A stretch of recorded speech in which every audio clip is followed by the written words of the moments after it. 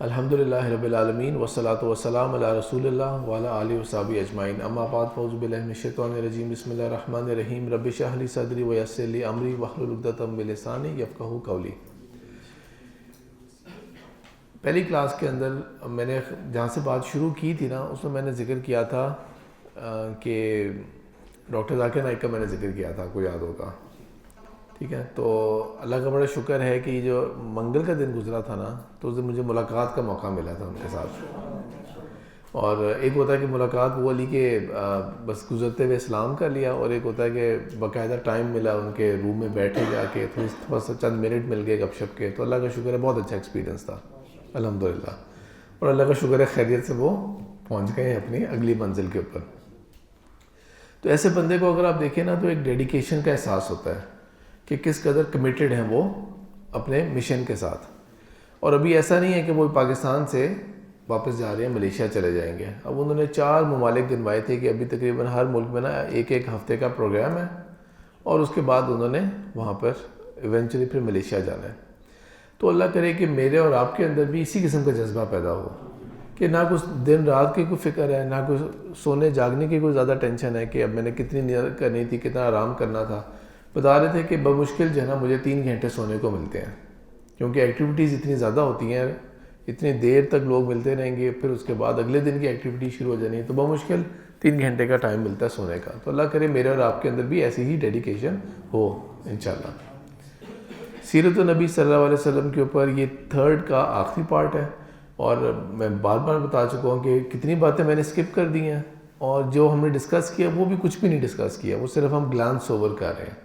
صرف ایک میرے اور آپ کا نا ایک قسم کا تعلق سا ایک ریفریش ہو، ایک شوق پیدا ہو آپ وسلم کے بارے میں مزید جاننے کا، اور انشاءاللہ آپ سب کو پھر قرآن کورس میں دیکھنے کا، ٹھیک ہے۔ میں بہت مارکیٹنگ کر رہا ہوں اس کورس کی۔ مدینہ کے اندر رسول اللہ صلی اللہ علیہ وسلم آ گئے ہیں۔ مدینہ جو ہے وہ اب ایک منور شہر بن چکا ہے آپ صلی اللہ علیہ وسلم کی موجودگی کی وجہ سے، اور آپ صلی اللہ علیہ وسلم نے ایک اسلامک کمیونٹی قائم کی تھی۔ اور وہ جو ہمیں حدیث مثال کے طور پہ اخلاقیات کے اندر ابتدائی حدیثوں میں سے ہے، افشوا السلام بینکم، اپنے اندر آپس میں ایک دوسرے کے ساتھ سلام کو عام کرو۔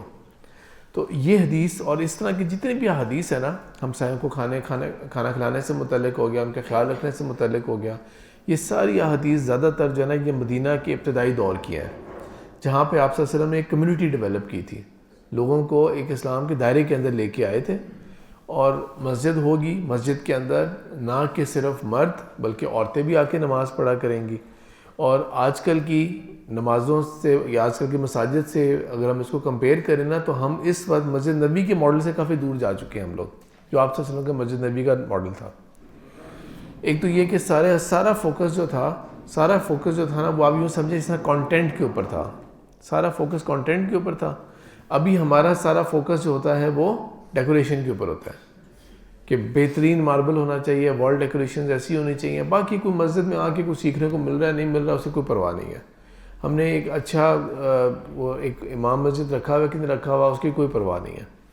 اور عورتوں کے لیے تو کوئی زیادہ محظوظ سوچنے کی ضرورت ہی نہیں ہے، حالانکہ مثال کے طور پہ آپ کسی بھی بازار میں چلے جائیں تو کتنی عورتیں ہوں گی، لیکن ان کی نماز پڑھنے کا، پبلک نماز پڑھنے کی کوئی جگہ نہیں ہوتی، کوئی ارینجمنٹ ہی نہیں رکھا ہوا ہم نے۔ اللہ کے رسول صلی اللہ علیہ وسلم کی مسجد کے اندر اگلی صفیں جو تھیں وہ مردوں نے کرنی ہے، پھر اس کے بعد جو بیک سائڈ کی صفیں ہیں نا وہ عورتوں نے فل کرنی ہے۔ جس طرح مردوں کے لیے اگلی صف کو آ کے فل کرنے کا ثواب ہے، عورتوں کے لیے وائس ورثہ ہے، انہوں نے پیچھے سے اس کو فل اپ کرنا شروع کرنا ہے۔ درمیان کے اندر جو ہے نا وہ بفر بنتی ہے بچوں کی۔ یہ جو عام طور پہ کہتے ہیں نا جی بچے پچھلی صف میں چلے جائیں، بچے پچھلی صف میں چلے جائیں، وہ اس لیے نہیں کہ بچے کوئی حقیر ہیں یا کوئی ایسا ہے یا ان کو کوئی لفٹ کرانے کی ضرورت نہیں ہے۔ اس کا وزڈم کیا تھا کہ عورتوں اور مردوں کی جو صف ہوگی درمیان میں کوئی فزیکل پارٹیشن نہیں تھا، درمیان میں کوئی فزیکل پارٹیشن نہیں تھا، مرد آگے ہیں، عورتیں پچھلی صف کے اندر ہیں، اور درمیان میں جو بفر بنے گا نا وہ بچوں کی صفوں سے بھریں گے ہم لوگ، جو بچے ہوں گے ان کی صفوں سے اس کو فل اپ کیا جائے گا۔ ہم نے بس وہ باقی سب چیزیں چھوڑ کے بس بچوں کو پیچھے بھیج رہے ہوتے ہیں ہم لوگ، بچے پیچھے چلے جائیں، بس بچے کس طرح سے نکلے آتے۔ تو آپ صلی اللہ علیہ وسلم جب خطبہ دیا کرتے تھے تو وہ سب کو خطبہ ہوتا تھا، تمام نمازوں کے اندر مرد بھی ہیں، عورتیں بھی ہیں، اور آپ صلی اللہ علیہ وسلم نے صرف یہ تھا، فرق اتنا تھا کہ مردوں کے لیے اس پہ ایک طرح کا فرض کے لیول کے اوپر ہے مسجد میں آنا ایک طرح کا، عورتوں کے لیے 100% آپشنل ہوتا تھا، عورتوں کے لیے 100% آپشنل تھا. تو آپ صلی اللہ علیہ وسلم نے ایک کمیونٹی ڈیولپ کی تھی مسلمانوں کی، وہ مسجد میں آتے تھے، انٹریکٹ کرتے تھے ایک دوسرے کے ساتھ، آپ صلی اللہ علیہ وسلم بھی انٹریکٹ کرتے تھے. یہ نہیں کہ بس جیسی نماز کا ٹائم آیا لوگ ادھر ادھر دیکھ رہے ہیں اور اچانک امام جو ہوں گے وہ پچھلی صف سے ایک دم سے نمودار ہو جائیں گے، کوئی انٹریکشن نہیں ہے نمازیوں کے ساتھ. نماز پڑھائی وہ اپنے ادھر بیٹھے رہے، زیادہ زیادہ کسی نے آ کے سلام کر لیا تو ٹھیک ہے، ورنہ ادروائز وہ اپنے مقام پہ بیٹھے ہوئے ہیں، مؤذن ہی آئے گا یا خادم ہی آئے گا، وہی مائک اتار کے ان کا ادھر رکھے گا. And this is the only interaction is having with the نمازی. ایسا نہیں تھا آپ صلی اللہ علیہ وسلم، بلکہ فجر کے بعد معمول ہوتا تھا کہ مڑ کے پیچھے صحابہ سے مخاطب ہو کے کہتے تھے، پوچھتے تھے کہ مثال کے طور پہ کسی نے خواب دیکھا آج کوئی رات، اور کوئی صحابہ اگر بتاتے تھے کہ ہاں میں نے دیکھا اور میں نے، تو اس کے بارے میں بات ہوتی تھی، اس کے بارے میں تبصرہ ہوتا تھا. اپنے خواب شیئر کیا کرتے تھے، انٹریکٹ کیا کرتے تھے صحابہ کے ساتھ، بات چیت کیا کرتے تھے ان کے ساتھ. تو جو ہم ہیں نا وہ انفارچونیٹلی ہم اس کمیونٹی ماڈل سے نا ہم لوگ بہت پیچھے چلے گئے ہیں، بہت پیچھے چلے گئے ہیں. آگے جا کے ذکر آتا ہے سیرہ کے اندر کہ مثال کے طور پہ نان مسلمز اگر آ رہے ہیں آپ سے ملنے کے لیے، وہ بھی مسجد میں آ کے مل رہے تھے، اسی مسجد میں آ کے کرتے تھے. سب سے عجیب بات یہ ہے کہ ایون جو جنگی قیدی ہوتے تھے وہ مسجد نبی میں باندھے ہوتے تھے. جنگی قیدی جو ہوتے تھے وہ مسجد نبی میں باندھے ہوئے، یعنی کہ ناٹ جسٹ کہ نان مسلمز، بلکہ جو آپ کے دشمن ہیں، جو آپ سے لڑ رہے تھے، ان کو بھی اگر باندھا ہوا ہے تو وہ مسجد نبی میں باندھا ہوا ہے. جو اس وقت بہت ٹاپ کے جو ممالک ہیں نا اس کے سوشل جسٹس کے حساب سے دنیا کے اندر، ان کے ہاں یہ تصور ہے کہ یہ جیل جو ہے نا، یہ جیل کا تصور چینج ہو جانا چاہیے. دس از اے ریہیبلیٹیشن سینٹر ناؤ، کہ جہاں پر آپ کو سوسائٹی کے اندر دوبارہ سے اسیمولیٹ ہونے کا موقع ملتا ہے، آپ کی برائیاں دور کی جائیں آپ کے اندر سے، اور آپ کو ایک اچھا انسان بنا کے سوسائٹی میں واپس ڈالا جائے. یہ سب کچھ آپ صلی اللہ علیہ وسلم کی مسجد نبی کے اندر ہو رہا ہوتا تھا. کہ آج کل تو کسی جیل میں کوئی بندہ جائے گا تو بد سے بدتر بن کے نکلے گا، جو ہمارے جیلوں کا جو حال ہے اس سے زیادہ برا بن کے نکلے گا، زیادہ بڑا کرمنل بن کے نکلے گا. اور وہاں پر آپ صلی اللہ علیہ وسلم کی مسجد میں یہ تھا کہ جو قیدی بھی ہوتے تھے وہ یا مسلمان بن کے نکل رہے ہوتے تھے یا بالکل ہی کہتے ہیں ایک چینج پرسن بن کے نکل رہے ہوتے تھے وہاں سے. اچھا، اب یہاں سے ہم ایک اور موضوع کی طرف آتے ہیں کہ جب تقریباً صرف 6 سے 7 ماہ ہو گئے، آپ صلی اللہ علیہ وسلم کا اپنا بھی گھر بن گیا، ابو ایوب انصاری رضی اللہ تعالیٰ عنہ کے گھر سے شفٹ ہو گئے، آپ صلی اللہ علیہ وسلم اپنے گھر کے اندر مسجد نبی کے ساتھ بالکل جڑا ہوا ہے. ازواج مطہرات جو ہیں وہ آپ صلی اللہ علیہ وسلم کی، ان کے لیے بھی الگ الگ کمرے بن گئے ہیں. آپ صلی اللہ علیہ وسلم کی بیٹی کا نکاح ہو گیا ہے علی رضی اللہ تعالیٰ عنہ کے ساتھ، فاطمہ رضی اللہ تعالیٰ عنہ کا. اب تقریباً 6 سے 7 ماہ گزرتے ہیں نا، اب ایک نیا کام ہوگا جو مدینہ میں سٹارٹ ہوتا ہے، مکہ میں ایبسنٹ تھا، ٹوٹل ایبسنٹ تھا. وہ تھا آپ صلی اللہ علیہ وسلم نے ملٹری ایکسپیڈیشنز کا آغاز کیا تھا. ملٹری ایکسپیڈیشنز کا آغاز کیا تھا، چھوٹے چھوٹے دستے بنائے فوجی دستے کی شکل کے اندر. اچھا، کیا ٹارگیٹ ہے؟ کیا کسی پہ حملہ کرنا ہے، کوئی قتل کرنا ہے کسی کو، کسی کے اوپر کوئی لوٹ مار کرنی ہے؟ نہیں، وہ بھیجتے تھے مختلف ڈائریکشنز میں. اب وہ جائیں گے اور جا کے نا اپنا ایک خاص علاقے سے گھوم کے آئیں گے. جو قبائل دیکھیں گے، وٹنس کریں گے کہ مثال کے طور پہ یہ کوئی 40 لوگ اسلحے سے بھرے ہوئے ہیں، تو آپ سچ بتائیں پریشانی ہوگی کہ نہیں ہوگی کہ یہ کون سا گروپ ہے یہ؟ یعنی کہ آپ امیجن کریں کہ آپ اپنے شہر کے اندر ہیں، آج کل کے سینیریو میں امیجن کریں کہ آپ دیکھیں پرائیویٹ گاڑیوں کا ایک بہت بڑا کنوائے ہے اور وہ بڑا ڈسپلے کر رہے ہیں اپنی ویپنز کو، اور یہ پولیس نہیں ہے، یہ ہمارے وہ ویگو والے لوگ نہیں ہیں، یہ کچھ اور نہیں ہے، یہ آپ کے 100% کو پرائیویٹ ہے. یہ پریشانی ہوگی کہ نہیں ہوگی؟ تو وہ قبائل بھی پریشان ہوتے تھے کہ یہ کون سا دستہ ہے، یہ کون لوگ آئے ہیں اور یہ کیوں آئے ہیں؟ کیونکہ عربوں کے ہاں کیا ہوتا تھا، اگر کوئی اس طرح کر کے ہے تو یا تو آپ کے اوپر حملہ آور ہو رہا ہے، کوئی لوٹ مار ہوگی، کچھ ہوگا. تو ایکسپیڈیشن کو پہلے لفظ کو انڈرسٹینڈ کر لیتے ہیں. مثال کے طور پر یہ سائنٹیفک ایکسپیڈیشن گیا ہے، یا یہ کہ انٹارکٹیکا میں ایک ایکسپیڈیشن گیا ہے، تو اس کا مطلب ہوتا ہے ایکسپلور کرنا چیزوں کو، اپرچونیٹیز کو فائنڈ آؤٹ کرنا کہ وہاں پہ کیا ہے، ریئلٹیز کو چیک کر کے آنا اور نیو وینیوز ایکسپلور کرنا، یہ مطلب ہوتا ہے. ملٹری ایکسپیڈیشن سے آپ صلی اللہ علیہ وسلم کیا اچیو کر رہے تھے؟ پہلے ہدف مائنڈ میں رکھیں کہ ہدف کیا تھا. رسول اللہ صلی اللہ علیہ وسلم آخری نبی، آخری رسول ہے. اب کسی نے دوبارہ نہیں آنا، کوئی نبی نہیں آئے گا، کوئی رسول نہیں آئے گا. دین کے اندر، ہمارے دین کے اندر مرکزی شہر کون سا ہے جس کے بغیر میری آپ کی روزمرہ کی کوئی عبادت قبول نہیں ہو سکتی؟ مکہ مکرمہ ہے. اس کے بغیر میری اور آپ کی نماز اس رخ میں نہیں پڑھیں گے تو وہ نہیں ہو سکتی. ٹھیک ہے، اللہ تعالیٰ کے آگے ہم نے دعا کرنی ہے تو اس رخ ہو کے ہم نے دعا کرنی ہے. باقی پھر ہمارا حج اور عمرے کے جو ہے سب کچھ وہ اس کے اوپر فوکسڈ ہے. وہ ہمارا سینٹر پوائنٹ بنتا ہے، ہمیں یونائٹ کرتا ہے ایک ڈائریکشن کی طرف. وہ شہر جو ہے اس کو پاک کرنا شرک سے اور شرک کے تمام شیڈ سے، وہ آپ صلی اللہ علیہ وسلم کے انٹیگرل پارٹ تھا مشن کا. وہ انٹیگرل پارٹ تھا آپ صلی اللہ علیہ وسلم کے مشن کا. اور اس کے ساتھ ساتھ ایک بات اور مائنڈ میں رکھیں کہ مکہ جو ہے وہ تو حرم ہے اور حرمت والا شہر ہے. حرمت والا شہر کیا ہوتا ہے کہ جس کے اندر جو عام حالات میں جائز چیزیں بھی ہوتی ہیں نا، ان سے بھی زیادہ بڑھ کے پابندیاں آ جاتی ہیں، اس سے بھی زیادہ بڑھ کے قید اور پابندی آ جاتی ہے. وہ شہر ہے کہ جہاں پر ایون جو انسانوں کو چھوڑیں، مسلمانوں کو چھوڑیں، ایون درخت کاٹنے کے اوپر بھی ممانعت ہے. وہ شہر ہے. اور وہ گڑھ بنا ہوا ہے اس وقت پورے عربین شرک کا. پورے عرب کے لوگ جس مرکز کی طرف متوجہ ہو رہے ہیں وہ توحید کے مرکز کی بجائے وہ شرک کا مرکز بنا ہوا ہے. اس مرکز کو پاک کرنا ہے، انہی بنیادوں کے اوپر دوبارہ سے اسٹیبلش کرنا ہے جس بنیاد کے اوپر ابراہیم نے اور اسماعیل علیہ السلام نے اس کو تعمیر کیا تھا. اور وداؤٹ کازنگ بلڈ شیڈ، مکہ کا وہ کارنیج نہیں کرنا کسی طرح سے کہ تباہ و برباد کر کے رکھ دیں اور رینسیک کر دیں اس شہر کو، وہ بھی نہیں کرنا.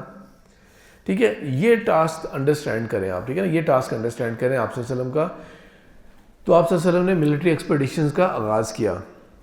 اور ملٹری ایکسپیڈیشنز کے اندر جس علاقے میں ایک گروپ جا رہا تھا تو ظاہر بات ہے لوگ پریشان، اور پھر مسلمان ان کو اپروچ کرتے تھے، نہ پریشان ہو آپ لوگ، ہم آپ کے لیے کوئی خطرہ نہیں ہے، ہم آپ کو کوئی لوٹ مار کرنے نہیں آئے، ہم کوئی خطرہ نہیں ہے آپ کے لیے.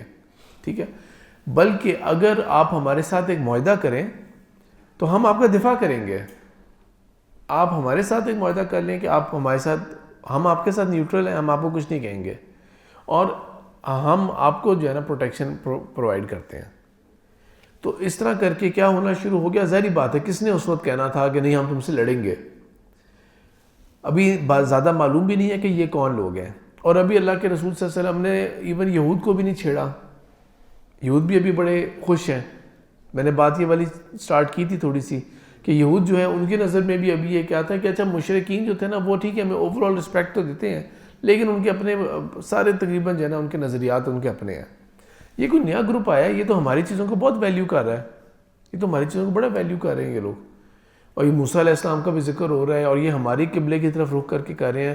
اور آپ صلی اللہ علیہ وسلم نے جب مدینہ گئے تھے تو یوم عاشوراء کے روزے کے اوپر بات کی تھی، روزہ رکھا تھا اس دن کا. تو یہود جو تھے جنرلی وہ کہہ رہے تھے کہ ٹھیک ہے یہ ہمارے زیادہ قریب ہیں. یہ تو ان کو ہاسٹیلٹی فیل نہیں ہوئی تھی کہ یہ ہمارے کوئی یہ کس طرح سے مخالفین بن جائیں گے کسی سٹیج کے اوپر جا کے. اور اللہ کے رسول صلی اللہ علیہ وسلم نے یہاں پہ فوکس جو رکھا تھا وہ یہ تھا کہ ایکسپیڈیشنز کے ذریعے نا اپنا ایک سرکل آف انفلوئنس پھیلانے کی کوشش تھی ہے. اپنا ایک سرکل آف انفلوئنس پھیلانے کی کوشش کی. ارد گرد کے علاقے جو ہے نا وہ اب تھوڑا سا ہمارا ایک گروپ سا بننا شروع ہو. تھوڑا ایسا نہیں کہ ایک دم سے کچھ دن رات میں کوئی تبدیلی آنی شروع ہو گئی، لیکن ایک چھوٹا سلو. کیونکہ پھر کیا ہوگا، گوسپ پھیلے گی کہ نہیں پھیلے گی؟ ایک قبیلے سے دوسرے قبیلے تک گوسپ پھیلے گی، پھر اگلے قبیلے سے پھیلے گی، تو کچھ نہ کچھ ہوگا. یعنی کہ کہہ سکتے ہیں نا کہ ایک بالکل آپ کہہ دیں کہ ایک پانی ہے جو بالکل سٹیگننٹ ہے اور اس کے اندر آپ ایک ہلچل ہلکی مچلنی شروع ہوگی. تو جیسے لہریں دور جاتی ہیں، آپ کو پتھر پھینکے اور لہریں دور جاتی ہیں تو وہ کچھ نہ کچھ ہلکی ویو کریٹ کریں گی. ظاہری بات ہے اینڈ میں جا کے ڈیمینش ہو جاتی ہے، لیکن کچھ نہ کچھ حرکت پیدا کرے گی وہ پانی میں. تو یہ اقدام جو تھا آپ صلی اللہ علیہ وسلم کا وہ یہ پیدا کر رہا تھا. اس کے اوپر تھوڑا سا میں فوکس اس لیے کرنا چاہ رہا ہوں کہ جس طرح میں نے سٹارٹ پہلے ایک لیکچر کے اندر کیا تھا کہ سیرت النبی کی بہت شیڈز ہیں، بہت خوبصورت شیڈز ہیں. ان میں سے کچھ شیڈ زیادہ اجاگر ہوئے تھے جب مختلف حالات آتے رہے تھے.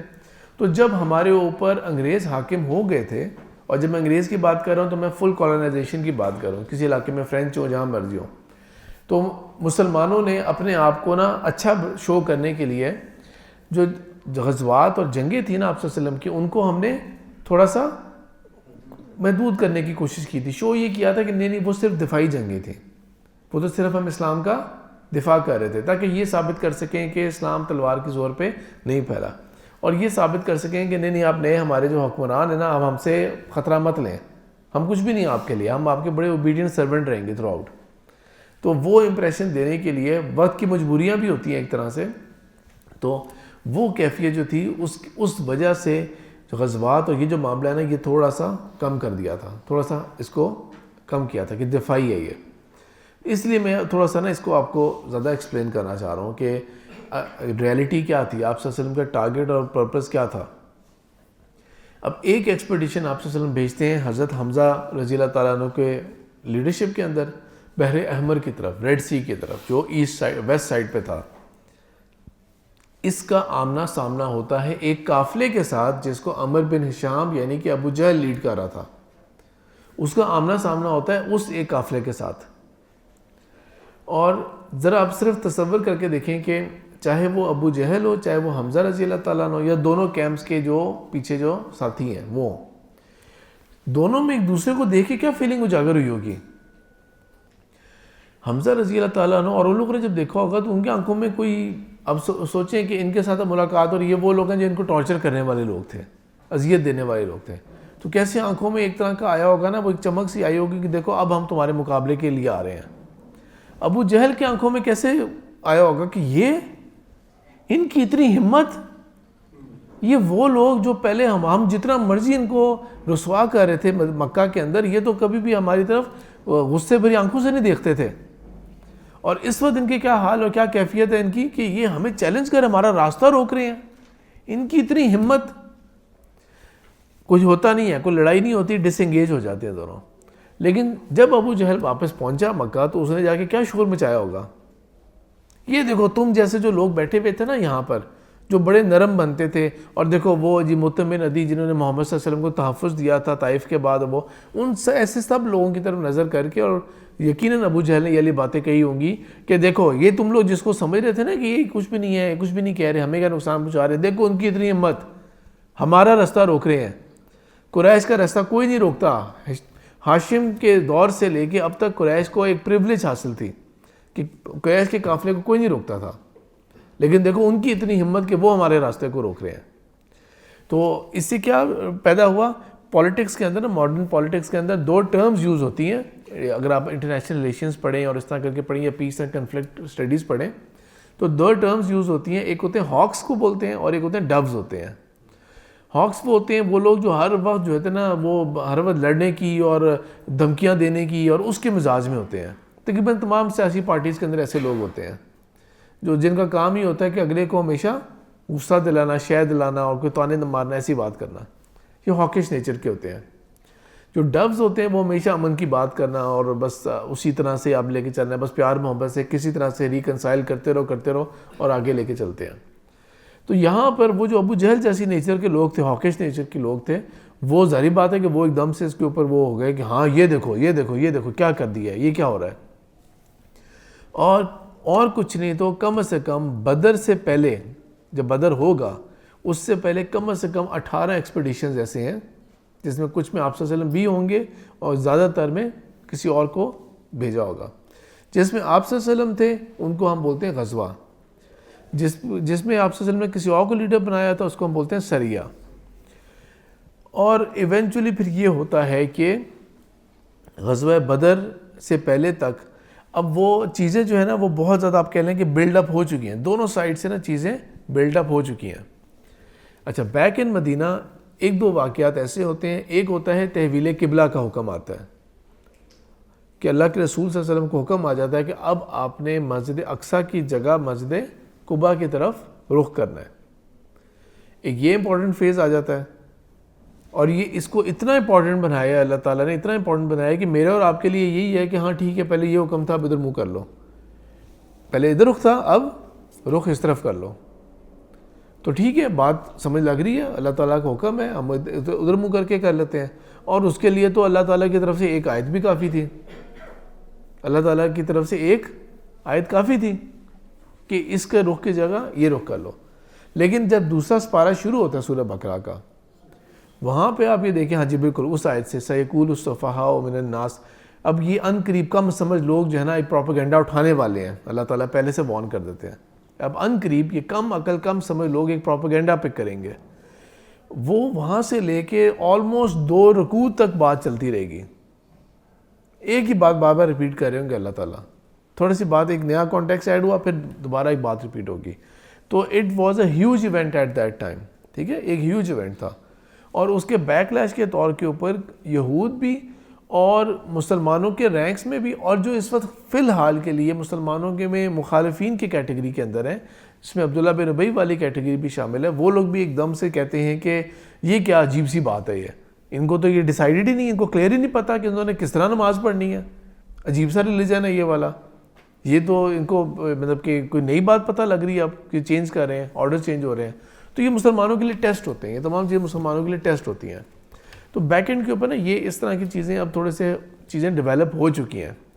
بدر کا واقعہ کب ہوتا ہے کہ آپ صلی اللہ علیہ وسلم کو خبر ہوتی ہے کہ ابو سفیان جو ہے بمشکل 40 لوگوں کے ساتھ، لیکن بہت زیادہ مال ہے، بہت زیادہ مال ہے، اونٹوں کی لائن ہے. قریش کو نا اپنے قبائل کو کبھی بھی تحفظ دینے کی ضرورت نہیں پڑتی تھی. یہ ہاشم جو تھے آپ صلی اللہ علیہ وسلم کے پردادا، انہوں نے یہ سیٹلمنٹ کروائی تھی کہ قریش کے جو قافلے ہوں گے نا ان کو کوئی ہاتھ نہیں لگائے گا. جو سورہ قریش کا مرکز ہے، جو سورہ قریش ہے اس کا جو مرکزی مضمون ہے، لإیلاف قریش ایلافہم رحلۃ الشتاء والصیف، یہ جو اللہ تعالیٰ نے پریولیج دی ہے قریش کو کہ ان کے جو قافلے ہیں وہ سردیوں گرمیوں میں نارتھ اور ساؤتھ کا وزٹ کر لیتے ہیں. اس کو اللہ تعالیٰ نے یہ ریفرنس دیا قرآن کے اندر. یہ جو پریولیج تھی نا، اس کی وجہ سے وہ ان کو بہت زیادہ اپنے ساتھ فوجی رکھنے کے لیے اور وہ رکھنے کی ضرورت نہیں ہوتی تھی. تو صرف 40 لوگ، بہت بڑا قافلہ جا رہا ہے شام کی طرف، اور آپ سے ہم کو خبر ہوتی ہے اور اللہ کے رسول صلی اللہ علیہ وسلم اپنے صحابہ کو جمع کرتے ہیں. اور یہ تھا کہ تو بہت مطلب کہ ایزیلی ہم ان کو کارنر کر سکتے ہیں، ایزیلی کارنر کر سکتے ہیں. ہوتا یہ ہے کہ وہ ٹارگٹ مس ہو جاتا ہے، ٹائمنگ نہیں میچ کرتی، قافلہ آگے چلا جاتا ہے. اور آپ صلی اللہ علیہ وسلم اس بات میں بڑے وہ ہوتے ہیں، خوش ہوتے ہیں کہ کوئی بڑی بات نہیں ہے. مدینہ اور مکہ کے درمیان میں جو بدر کا مقام ہے وہ ایک اویسس شہر ہے، نخلستان ٹائپ ہے، جہاں پر پانی بھی ہوتا ہے اور تھوڑا سبزہ بھی ہوتا ہے. تو تقریباً سارے قافلے رکا کرتے تھے ادھر. ٹھیک ہے، یہ اولڈ روڈ جو ہے نا مکہ اور مدینہ کے درمیان میں، یہ اس میں ہے. اگر آپ کو اللہ تعالیٰ انشاءاللہ موقع دیں گے، ہمیں بھی بار بار موقع دیں گے عمرے یا حج کا، تو جو بائی روڈ اگر جانا ہو نا آپ نے، تو آج کل کی جو نئی روڈ ہے یہ اس پہ بدر نہیں آئے گا، آپ کو پرانی روڈ لینی پڑے گی، جو سفر کے اعتبار سے بھی تقریباً 2 گھنٹے زائد ہوگی، اور وہ ظاہری بات ہے اس کی کاسٹ بھی اس سے آپ سے زیادہ ہوگی. ٹھیک ہے، لیکن وہ جانے والی جگہ ہے، جا کے ضرور دیکھیں اس جگہ کو. میں بھی گیا تھا ادھر، پرپسلی گئے تھے کہ بدر کو ہم نے دیکھنا ہے. تو بدر کے اوپر نا وہاں پر قافلے رکا کرتے تھے. تو آپ صلی اللہ علیہ وسلم کی اسٹریٹجی یہ تھی کہ یہ جو ہے نا بدر ہے وہ ایک ویلی ہے، لیکن بہت واسٹ ویلی ہے، یعنی کہ ہے تو میدانی علاقہ لیکن ارد گرد پہاڑ ہیں دور دور فاصلے پہ. اور شہر اس یا اس بستی میں انٹر ہونے کے نا 3 راستے ہیں، پہاڑوں کے درمیان میں 3 راستے بنتے ہیں. تو آپ صلی اللہ علیہ وسلم نے تقریباً 300 کے قریب صحابے لے لیے، 313 ہمیں جو فگر معلوم ہے.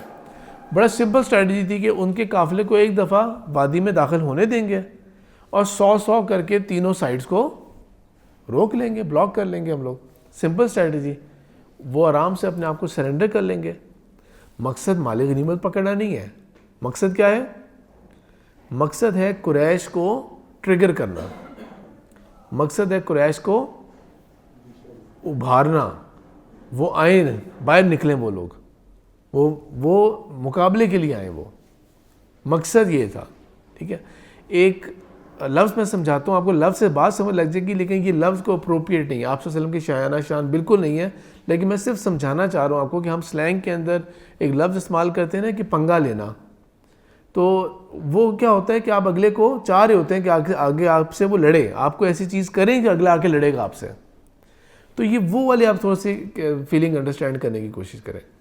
ہوتا یہ ہے کہ ابو سفیان، وہ بھی ظاہری بات ہے کہ اچھے خاصے ایک وہ سردار ہیں. وہ بھی ابو سفیان نے پہلے سے مکہ میں ایک پیغام بھجوا دیا ہوتا ہے کہ مجھے تھریٹ ہے اس چیز کا تو مجھے بچایا جائے. مکہ سے 1300 کا لشکر نکلے گا اور وہ تیار ہو کے نکلیں گے لڑنے کے لیے. اور اللہ کے رسول صلی اللہ علیہ وسلم کے جو ساتھی ہیں وہ تو لڑنے کے لیے نہیں آئے تھے، ان کا کام کیا تھا؟ قریش کو اس قافلے کو کارنر کرنا. 40 لوگ ہیں، اس لیے بہت سارے صحابہ کے پاس تو تلواریں ہی نہیں تھیں، ہر ایک کے پاس جو ہے وہ ڈھال بھی نہیں تھی.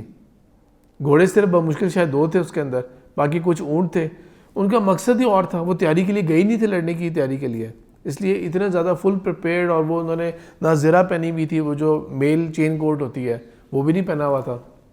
وہاں پر کیفیت یہ جب بن جاتی ہے یہ والی تو، اور 1300 کا آ گیا تو اللہ کے رسول صلی اللہ علیہ وسلم تب جب یہ خبر آتی ہے اور آپ صلی اللہ علیہ وسلم نے صحابہ سے کرتے ہیں، اور صحابہ ایک لمبے بات اور مشورے کے بعد جا کے اس بات کے اوپر ہو جاتے ہیں کہ اللہ تعالیٰ نے مجھے دونوں میں سے کسی ایک کی طرف فتح کی بات کی ہے. تو ایونچولی آپ صلی اللہ علیہ وسلم کا فیصلہ یہ ہوتا ہے کہ ہم مقابلہ کریں گے ان کا. ابو سفیان نے سمجھداری کر کے اور دور کا راستہ لے کے بچ کے آ گئے. ابو سفیان نے دوبارہ خبر بھجوا دی مکہ میں کہ ہم بچ گئے ہیں، اب کوئی ضرورت نہیں ہے جنگ کی، کوئی فوج بھیجنے کی ضرورت نہیں، ہمیں بچانے کے لیے ہم بچ کے آ گئے ہیں. وہاں سے مکہ سے لشکر 1300 کا روانہ ہو چکا تھا. جب خبر مل جاتی ہے ان کو راستے میں کہ ابو سفیان کہہ رہے کہ آل از سیف، سب ٹھیک ہے اب، تو قریش میں سے ایک قبیلہ تھا جس کا نام تھا بنو زہرہ، وہ کہتے ہیں کہ کیونکہ ابو سفیان اور ان کا جو ساتھی ہیں وہ بچ گئے ہیں تو اس لیے کوئی پریشانی کی بات نہیں ہے اور ہمیں اب لڑنے کی ضرورت نہیں ہے. تو وہ 300 واپس ٹوٹ کے چلے جاتے ہیں. لیکن 1000 جو ہے نا ان کو ابو جہل موٹیویٹ کرتا ہے کہ نہیں، اس معاملے کو اب ہم نے ختم کر کے چھوڑنا ہے. اور وہ اس پہ آگے پھر بڑھتے ہیں اور آپ مسلمانوں کا اور ان کا مقابلہ ہوتا ہے اس بات کے اوپر. بدر کے موقع کے اوپر جب یہ لڑائی شروع ہوتی ہے تو اللہ کی طرف سے نصرت آتی ہے، مدد آتی ہے، تو اور مسلمان جو ہیں وہ فاتح بھی ہوتے ہیں. نہ کہ صرف فاتح ہوتے ہیں بلکہ کلیئر وکٹری ہوتی ہے. ایک تو فتح وہ ہوتی ہے نا کہ اب پاکستان کہہ رہا ہے کہ جی ہم نے 1965 میں کامیابی حاصل کر لی، لیکن مزے کی بات ہے اب انڈیا کی کتابیں پڑھیں وہ کہتے ہیں ہم نے بھی کامیابی حاصل کر لی. تو وہ ایک ہوتی ہے کہ ان کلیئر قسم کی وکٹری کیا ہے، دونوں دعوے دار بنے ہوئے ہیں تو اصل بات کیا ہے، دونوں دعوے دار بنے ہوئے ہیں تو اصل بات کیا ہے. لیکن یہاں پہ اتنی کلیئر وکٹری تھی کہ ان کے بڑے بڑے نام جو تھے نا وہ قتل ہو گئے. ابو جہل بھی اس میں شامل ہے. بڑے بڑے لوگ جو ہے نا ان کے قتل ہوئے، ان کے بڑے بڑے لوگ قیدی بنے. اور ارسپیکٹو کہ آگے آنے والا کون تھا، مسلمانوں نے حق کا ساتھ دیا، اسلام کا ساتھ دیا، یہ نہیں دیکھا کہ آگے آنے والے جو لڑ رہے ہیں نا وہ میرے کوئی رشتہ دار بھی ہیں کہ نہیں. اور اس میں بڑی بڑی مثالوں میں عباس جو تھے وہ بھی شامل تھے، آپ صلی اللہ علیہ وسلم کے اپنے چچا، اور وہ بھی شامل ہیں، وہ بھی قیدی بن کے آئے تھے. اور آپ صلی اللہ علیہ وسلم کے اپنے داماد ابو العاص وہ بھی شامل ہیں، قیدی بن کے آئے تھے. اور آپ صلی اللہ علیہ وسلم نے یہاں پہ کوئی ان کے لیے کوئی اسپیشل رعایت نہیں کی تھی. اتنا کلیئر کٹ دن تھا. اور مسلمان جب واپس آتے ہیں تو اس قدر خوشی کا موقع.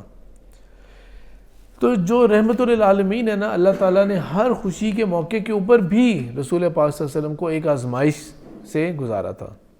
اور یہاں پر ایک آزمائش یہ تھی کہ جب اس خوشی کے موقع کے ساتھ ایک انہرڈ قسم کی بات کہ ممکن ہی نہیں ہے کہ مسلمانوں نے وہ جو تھوڑے سے کہ انہوں نے قریش کتنے بڑے لشکر کو شکست دے دی، مدینہ میں رہنے والے لوگ ان کو آپ امیجن کر کے دیکھیں کہ ان کو کیا خوشی ہو رہی ہوگی. ان کو ابو جہل قتل ہو گیا ہے، وہ جو شخص جو بلال رضی اللہ تعالیٰ کو اتنی اذیت دیا کرتا تھا وہ قتل ہو گیا ہے، یہ قیدی پکڑ کے آئے جا رہے ہیں. اتنا اس قدر اپیرنٹ کامیابی ہے، اس قدر واضح فتح نصیب ہوئی ہے، کس قدر خوشی کا موقع. اور آپ صلی اللہ علیہ وسلم جب شہر میں داخل ہوئیں گے کس قدر خوشی کا موقع. اور آپ صلی اللہ علیہ وسلم کو اسی موقع پہ خبر بھی ملتی ہے کہ آپ کی بیٹی رقیہ جو ہیں وہ ابھی فوت ہوئی ہیں اور ابھی ان کو دفنایا گیا ہے، جو عثمان رضی اللہ تعالیٰ عنہ کے ساتھ رشتے میں تھی.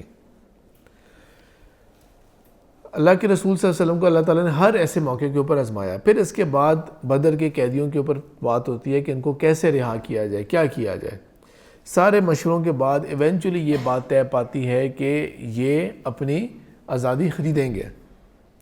پیغام بھجوائیں، آزادی خریدیں اپنی. نہیں کر سکتے، کچھ وقت گزر گیا، اچھا جو صلاحیت ان کو آتی ہے ہمارے 10 بچوں کو سکھائیں گے، جو ان کو اسکل آتی ہے، جو علم آتا ہے ان کو ہمارے 10 بچوں کو سکھائیں گے. اور ایونچولی اینڈ میں جا کے سب کو رہا کر ہی دیا گیا.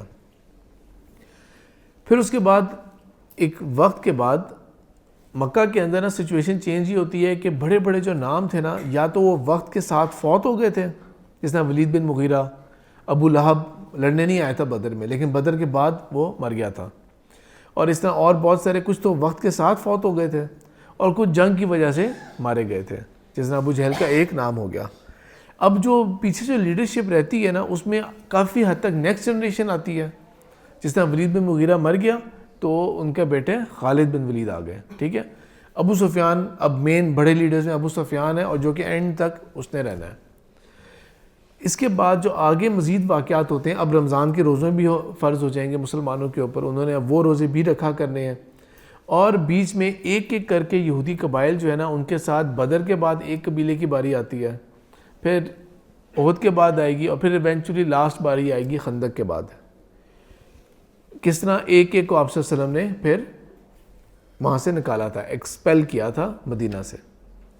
بدر کے بعد ایک بہت بڑا کام ہوتا ہے, اور وہ یہ ہوتا ہے کہ بہت سارے وہ لوگ جس میں عبداللہ بن ابی بھی شامل ہے جو اسلام مخالف تھے, پہلے دن سے آپ صلی اللہ علیہ وسلم سے نفرت کرتے تھے, پہلے دن سے نفرت کرتے تھے, کیونکہ ان کے نزدیک ان کے ساری مراد, ان کا ٹائٹل, ان کا جو کچھ بھی مقام تھا نا وہ چھین لیا تھا اس شخص نے.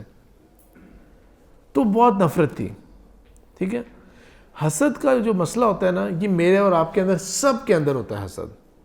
ہم سب کے اندر حسد ہوتا ہے. ہم سب کے اندر جو ہے نا ایک سیلف ریسپیکٹ, اپنی تعریفیں ہو رہی ہوں, میرا فائدہ ہو رہا ہو, یہ ہم سب کے اندر ہوتا ہے. بالکل اسی طرح ہی جس طرح ہم سب کو بھوک لگتی ہے, ہم سب کو پیاس لگتی ہے, ہم سب کو غصہ آتا ہے, ہم سب کو نیند آتی ہے. صرف ہم نے کیا کرنا ہوتا ہے کہ ہم نے ان چیزوں کو چینلائز کرنا ہوتا ہے, ہم ان چیزوں کو چینلائز کرنا ہوتا ہے. مثال کے طور پہ یہ کہ فرض کرتے ہیں کہ میں یہاں پہ 10 سال سے اوپر ہونے کو آ گیا, میں یہاں پہ سیرت النبی پڑھا رہا ہوں, تو میں آپ کو شرطیہ بتا سکتا ہوں کہ مثال کے طور پہ کوئی علیحدہ ایک نئے ٹیچر کا ارینج کرتے ہیں, سیرہ کے ٹیچر کا, کہیں گے زیادہ اچھا بندہ ہے, یہ ان کو زیادہ اچھا آتا ہے, زیادہ ایکسپیرینسڈ ہیں, زیادہ بلکہ صحیح معنوں میں اسکالر ہیں یہ, تو ہم ان کو ارینج کرتے ہیں. تو سچ بات کیا ہے, ممکن ہی نہیں ہے کہ جب مجھے ان سے ملوایا جائے گا تو میرے اندر ایک ال فیلنگ نہیں آئے گی. یہ فطرتی بات ہے, میرے اندر بھی ان کے بارے میں ایک ال فیلنگ آئے گی. اور جب میں ان سے پہلی دفعہ ملوں گا تو میرے اندر ایک وہ آئے گا کہ یار یہ مجھ سے بہتر ہے یہ. اب میں ان کے اندر سے ایک حسد شاید فیل کروں گا, ان کی تعریف ہو رہی ہوگی تو میرے اندر وہ فیلنگ آئے گی کہ اب یہ تو تعریف میری ہونی چاہیے تھی, کسی اور کی تعریف کیوں ہو رہی ہے. یہ میرے اور آپ سب کے ساتھ ہی ہوتا ہے. اور شیطان نے تو اور ہوائیں بھرنی ہوتی ہیں, شیطان نے تو اور پھونکیں مارنی ہوتی ہیں ایسے موقع کے اوپر, اور آگ کو اور بھڑکانا ہوتا ہے. تو میرے اور آپ کے کرنے کا کام اس وقت کیا ہوتا ہے؟ اعوذ باللہ من الشیطان الرجیم بار بار پڑھنی ہوتی ہے. ٹھیک ہے. شیطان کا سب سے بڑا وار ہم جو کر سکتے ہیں نا وہ اعوذ باللہ من الشیطان الرجیم ہی ہے. اور کتنی آسان سی ہے, کوئی لمبی آیت تو ہے نہیں, کوئی ایسی چیز ہے نہیں, چھوٹے سے الفاظ ہیں, سب بچے کو بھی یاد ہوتے ہیں. تو اعوذ باللہ زیادہ سے زیادہ پڑھنا ہوتا ہے. اپنے آپ کو اپنے اندر ہی, آپ نے حسد جو ہوتی ہے نا وہ اپنی انٹرنل فائٹ ہوتی ہے, آپ کی ساری انٹرنل فائٹ ہوتی ہے. بلکہ باہر والے بندے کو پتہ بھی نہیں لگ رہا ہوگا کہ کوئی کس سے حسد کر رہا ہوتا ہے. اسی لیے تو سورہ فلق اور سورہ ناس کے اندر جہاں پہ اتنی چیزوں سے پناہ مانگی گئی ہے وہاں پہ حاسدین کی حسد کی بھی, کیونکہ آپ کو پتہ ہی نہیں ہوتا کہ آپ سے حسد کرنے والا ہے کون, دشمن کون ہے آپ کا. تو حسد تو میں بھی کر دوں گا, میرے اندر بھی آئے گا. لیکن آپ صلی اللہ علیہ وسلم نے ہمیں یہ بات بتائی ہے کہ صرف 2 قسم کے حسد جائز ہیں. پازیٹیو کرنا ہے, اسے چینلائز کرنا ہے, اور 2 قسم کی چیزیں سے آپ نے میں کہہ سکتے ہیں اسے کہ جس کی اجازت ہے, وہ یہ ہے کہ کسی ایسے بندے سے حسد کرنا جو صاحب مال تھا اور وہ خوب اللہ کی راہ میں خرچ کرتا ہے. اب حسد اس سے یہ نہیں کرنا کہ اللہ تعالیٰ اس سے چھن جائے مال سارا, یہ نہ کر سکے انفاق, بلکہ کیا, یا اللہ میں اس سے زیادہ کر سکوں, یا اللہ تعالیٰ مجھے بھی ایسا مال دے میں بھی یہ کر سکوں. اور دوسرا ہے صاحب علم سے, یہ نہیں کہ اللہ تعالیٰ یہ بھول جائے, ایسے غلطیاں ہو جائیں, یہ ایک بلنڈر پہ بلنڈر کرے, یہ نہیں, بلکہ کہ اللہ تعالیٰ جیسا علم اس کے پاس ہے نا مجھے بھی ایسا علم یا اس سے زیادہ بہتر علم چاہیے, میں بھی اس طرح ہی دین پھیلاؤں یا بلکہ اس سے زیادہ پھیلاؤں. اور اس کے علاوہ جتنا بھی حسد کی فیلنگز آئیں گی ان سب کو ہم نے سپریس کرنا ہے. لیکن یہ ان لوگوں کی بدقسمتی تھی کہ یہ آپ صلی اللہ علیہ وسلم کو ساتھ پایا انہوں نے, لیکن انہوں نے رہنمائی نہیں پائی وہاں سے. اور جب بدر کا موقع ہو جاتا ہے تب یہ ایک دم سے یہ جو ٹولہ تھا یہ کہتے ہیں کہ یہ تو سچویشن ہی ڈیفرنٹ ہے, یہ تو ابھرتا ہوا سورج ہے اگلا, یہ تو نیکسٹ رائزنگ پاور ہے. مکہ والوں کو شکست دے دی, جس کو پورا عرب دیکھتا ہے, پورا عرب جن کی طرف نظریں کر کے بیٹھا ہوتا ہے, انہوں نے ان کو شکست دے دی. اور کس ریشو کے ساتھ, 3 گنا بڑی آرمی, یا اس سے بھی زیادہ. اور اس سے بھی زیادہ بڑی بات یہ کہ جس طرح سے ہیوملیٹنگ ڈیفیٹ ہوئی ہے, جس طرح سے ہیوملیٹنگ ڈیفیٹ ہوئی ہے, وہ چیز ہے اصل, وہ چیز ہے اصل. تو یہاں پہ نا یہ لوگ اسلام قبول کر لیتے ہیں. بدر کے بعد کا وقت تھا جب عبداللہ بن ابی اور اس ٹولے نے اسلام قبول کیا, اور یہ بہت ہی ڈینجرس ایک گروپ شامل ہو گیا مسلمانوں میں, جس کا ذکر قرآن کے اندر بہت دفعہ آئے گا اور آخر تک آتا رہے گا, اور بالکل اینڈ میں جا کے میں ذکر کر دوں گا. اینڈ تو بھی ہو جائے گا 15-20 منٹ کے بعد, لیکن میں دوبارہ اینڈ کا ذکر کر دوں گا تب جا کے. یہ گروپ یہاں پر مسلمانوں میں داخل ہوتا ہے. سیرت النبی صلی اللہ علیہ وسلم کا اگلا نیکسٹ بڑا چیپٹر جو بنتا ہے وہ بنتا ہے احد کا مقام. احد پہ کیا ہوتا ہے؟ اور احد کے موقع کے اوپر یہ تھا کہ مکہ والے جو تھے نا وہ تو اس آگ میں جل رہے تھے, انتقام کی آگ میں, اور انہوں نے 1 سال تیاری کی تھی لڑنے کے لیے, 1 سال تیاری کی تھی. اور جب لڑنے کے لیے آتے ہیں, وہ تو آپ صلی اللہ علیہ وسلم تک ایک خط پہنچتا ہے. خط آتا ہے, وہ آئے گا ان کے اپنے چچا عباس سے, جو ابھی تک مسلمان نہیں ہوئے. عباس جو ہے نا, ان کے بارے میں شیڈز اویلیبل ہے. اگر پہلی دفعہ انہوں نے کہیں کلیئر ایمان قبول کیا تھا, اسلام قبول کیا تھا, تو وہ بدر کے موقع کے اوپر, اور اس کے بعد شاید اپنا ایمان خفیہ رکھا. لیکن جو کیٹیگوریکلی ایمان قبول کیا تھا وہ کیا تھا انہوں نے فتح مکہ سے بالکل پہلے کیا تھا. تو یہ آپ کو نا جو سیرہ اگر آپ پڑھیں گے, اگر شوق پیدا ہوتا ہے ڈیٹیل میں پڑھنا شروع ہو جائیں, تو آپ کو نا عباس جو ہے ان کے بارے میں رضی اللہ تعالیٰ عنہ, کیونکہ ایونچولی ایمان لے آئے تھے, تو ان کے بارے میں آپ کو یہ ورائٹی ملے گی یہاں پہ. میں زیادہ اسی چیز کے اوپر کنوینسڈ ہوں کہ بالکل فتح مکہ سے پہلے وہ ایمان لائے تھے.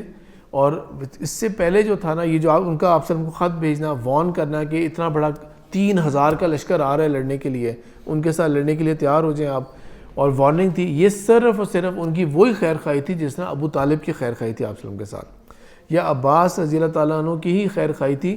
لیکن وہ خیر خواہی انہوں نے جس طرح مثال کے طور پہ جب وہ آپ وسلم خفیہ ملاقاتیں کر رہے تھے تو وہ بھی شامل تھے, لیکن ان کی آپ وسلم کے ساتھ ایز اے فیملی جو خیر خواہی تھی وہ تھی, نہ کہ دین اسلام کے ساتھ خیر خواہی تھی.